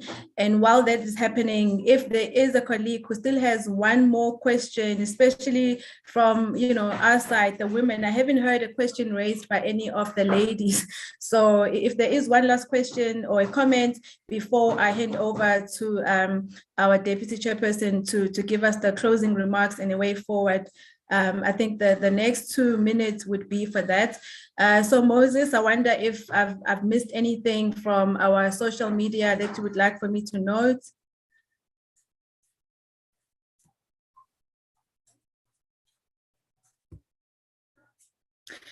Okay, probably not. Also, there might be a problem with the mic there. So colleagues, I'll just check one last time if there are any hands that one can take. Yeah, I'm here. Okay, great. Yeah. Sorry, who is this? The name is Tumi. Oh, okay. So let me just note all the hands and there will be the final hands. So I see Tumi And I take it that Mr. Matoto's hand is a legacy hand that does not need to be noted. And if that is the final hand, colleagues, I'll give you the floor to me. And I also see a hand from Mr. Nape from the UIF. So I take it those would be, you know, the last few inputs before closure, because we have already gone over by 5 minutes, which I hope is not too much. So to me, you have the floor. Thank you. Thank you very much, Chair. Chair, mine is rather a comment, and then it's now becoming a culture. As and when we have workshops or webinars, you would have a presenter from government who will present, and after presenting, he leaves. And then we are told that we must send whatever inputs that we have to them, to their offices. And then it's a very fruitless exercise that can such behavior come to an end, because hence the reason we are having a webinar is for us to engage one another there and then respond to one another and come to an understanding there. Now, when government officials behave like artists who just perform and after performing he leaves, so it's very difficult for all of us. Can such behavior come to an end? As and when we have another weapon, can you please conscientize them and tell them that they will wait until we have engaged what their presentation and finished, and they've given us relevant answers that we want. It's a plea from some of us, Chair. And really, it's really disappointing such. Thank you very much. Thank you. Well noted, and the message will be passed on. I think it may have been an urgent issue, but I take the point, and it's well understood. Thank you so much to me. So, colleagues, if that is the last hand, I do from my side wish to thank everyone. I'd like to just start from the chairperson of the NGC. Thank you for your participation and your remarks, and also the chairperson of the work stream, Mr. Josopu, for the guidance, and for our collaboration to make this a success, as well as Professor Jili, who is part of the work stream as well. We tried a lot, within a short space of time. So thank you, colleagues. I really appreciate the way we have conducted ourselves and the way the session has gone. I'm not officially closing because that is for the Deputy Chair, but I do have to say thank you so much, and I wish you a safe and good day further. Do take care. With that, I would like to invite our Deputy Chair of the NGC, Ms. Magdalene Munsami, to give us the official closing remarks as well as the way forward. Thank you so much, Deputy Chair. Thank you so much to yourself, Program Director, and to the Chairperson of the National Governing Council of the African Peer Review Mechanism in South Africa, and more especially to Mr. Thembinkosi Josopu, the Chairperson of the Economic Governance and Management Workstream, for this webinar that focuses on the impact of public employment programs in addressing the growing youth unemployment.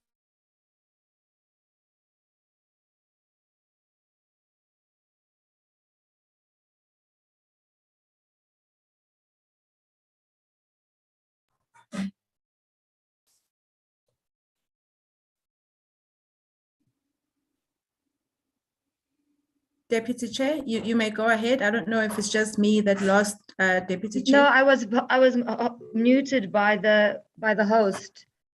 Oh, apologies. Yes, I would just like to take this opportunity of thanking every presentation that has come forward.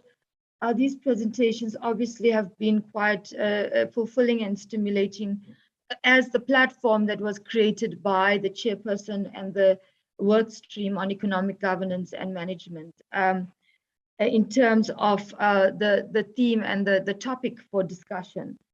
I think this is especially important because the presenters and participants go from the presidency all the way down to civil society and to the ground. Now, what is important for me in terms of closing and making an analysis of the discussions to this point is one that, yes, indeed, the impact of public programs on the growing unemployment is something that needed to be analyzed. Is EPWP, NYS a form of employment? Or was it intended for the purposes of creating a patriotic young person? Creating a patriotic young person, because this is, I think, the most important thing.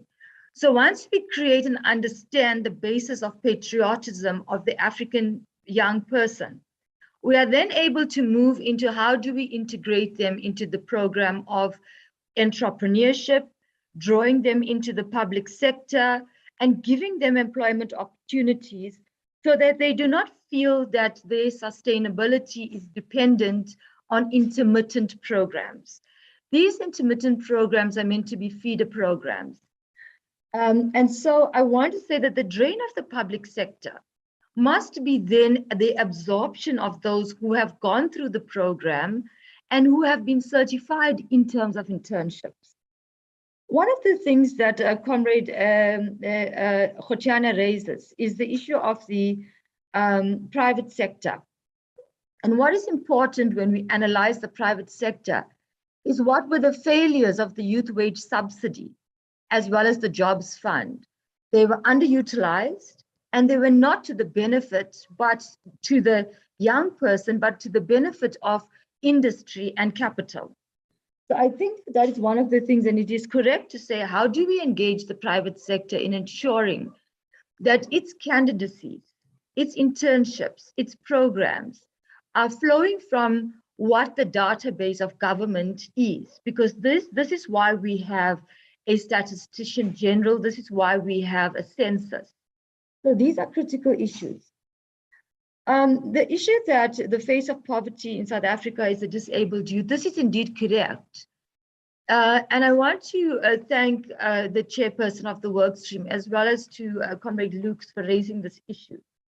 Simply because I think we don't understand that the effect of the youth service as well as EPWP being that of mainly manual in its nature, we need to create the administrative strength of young people who have the tenacity to interact at that level in terms of creating that skill, that administrative skill. We need to consider the issue of school dropouts and also those things that are natural disasters, including the impacts of COVID and the legacies that COVID have left, which include the increase in youth unemployment. What I have analyzed is that the natural disasters like the floods that have consumed KwaZulu-Natal, we need to prioritize that young people are at the forefront of constructing of the houses that have been allocated to be built by the MEC of Human Settlements. And that construction in terms of infrastructure, etc., must be at the prerogative of the South African young person who is trained in those skills and in order to be in a position to create the proper infrastructure that we need in the country and as a nation. And this must be the platform that is created for young people and public programs for development and not for discord. That is important. What in final remarks I would like to say is going back to the African Union Agenda 2063, the Africa we want. The Africa we want is the APRM National Governing Council of South Africa, is one that is able to understand the economy, the environment, and society. And if the NYS and EPWP, for example, are part of only the green economy, what are the substantial inputs in terms of renewable energy? Because apart from the COVID and floods, we face a huge crisis of energy in the country and electrification. How do we then contribute in terms of this crisis towards creating sustainable renewable energy and making young people a part expanding? In my final remarks, innovation must be at the forefront of institutions that are created in the interest of young people, so that we don't get stuck with the basic and bare minimum of cleaning of cemeteries and streets, etc., but being able to say that the innovation that we own are IP'd, because you find in many instances our young people who are creators and innovators take that because it's endeared more outside of the country than it is indoors. So what I would like to urge once again is that in future, to address the issue of what Tumi is raising, the terms of reference then requires that those who are participating in the program as presenters remain throughout for the purposes of questions and answers, and that then we are able to have that commitment as opposed to reprimanding them, Comrade Tumi. But also to thank you, Program Director, thank the chairperson of the NGC of the APRM in South Africa, and to thank the chairperson of the work stream, Comrade Thembinkosi Josopu, for an excellent webinar. We have a lot of work to do, and indeed we need to hold the private sector accountable. Thank you to everyone who has participated, and have a great day. Thank you very much, Program Director.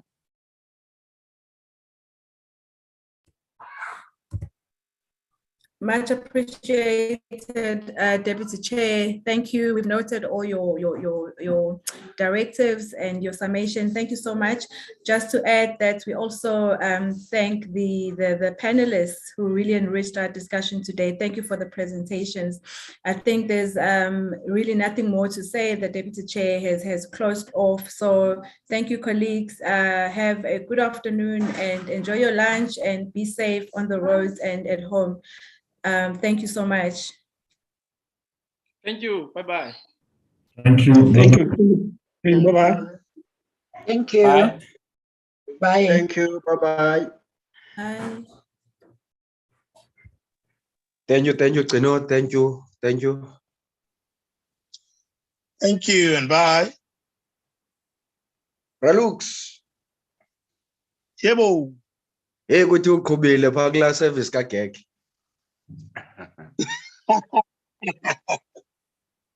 Benzama. Aha. No ku right Ralux.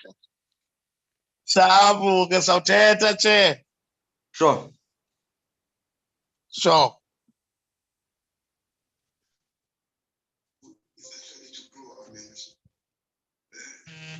We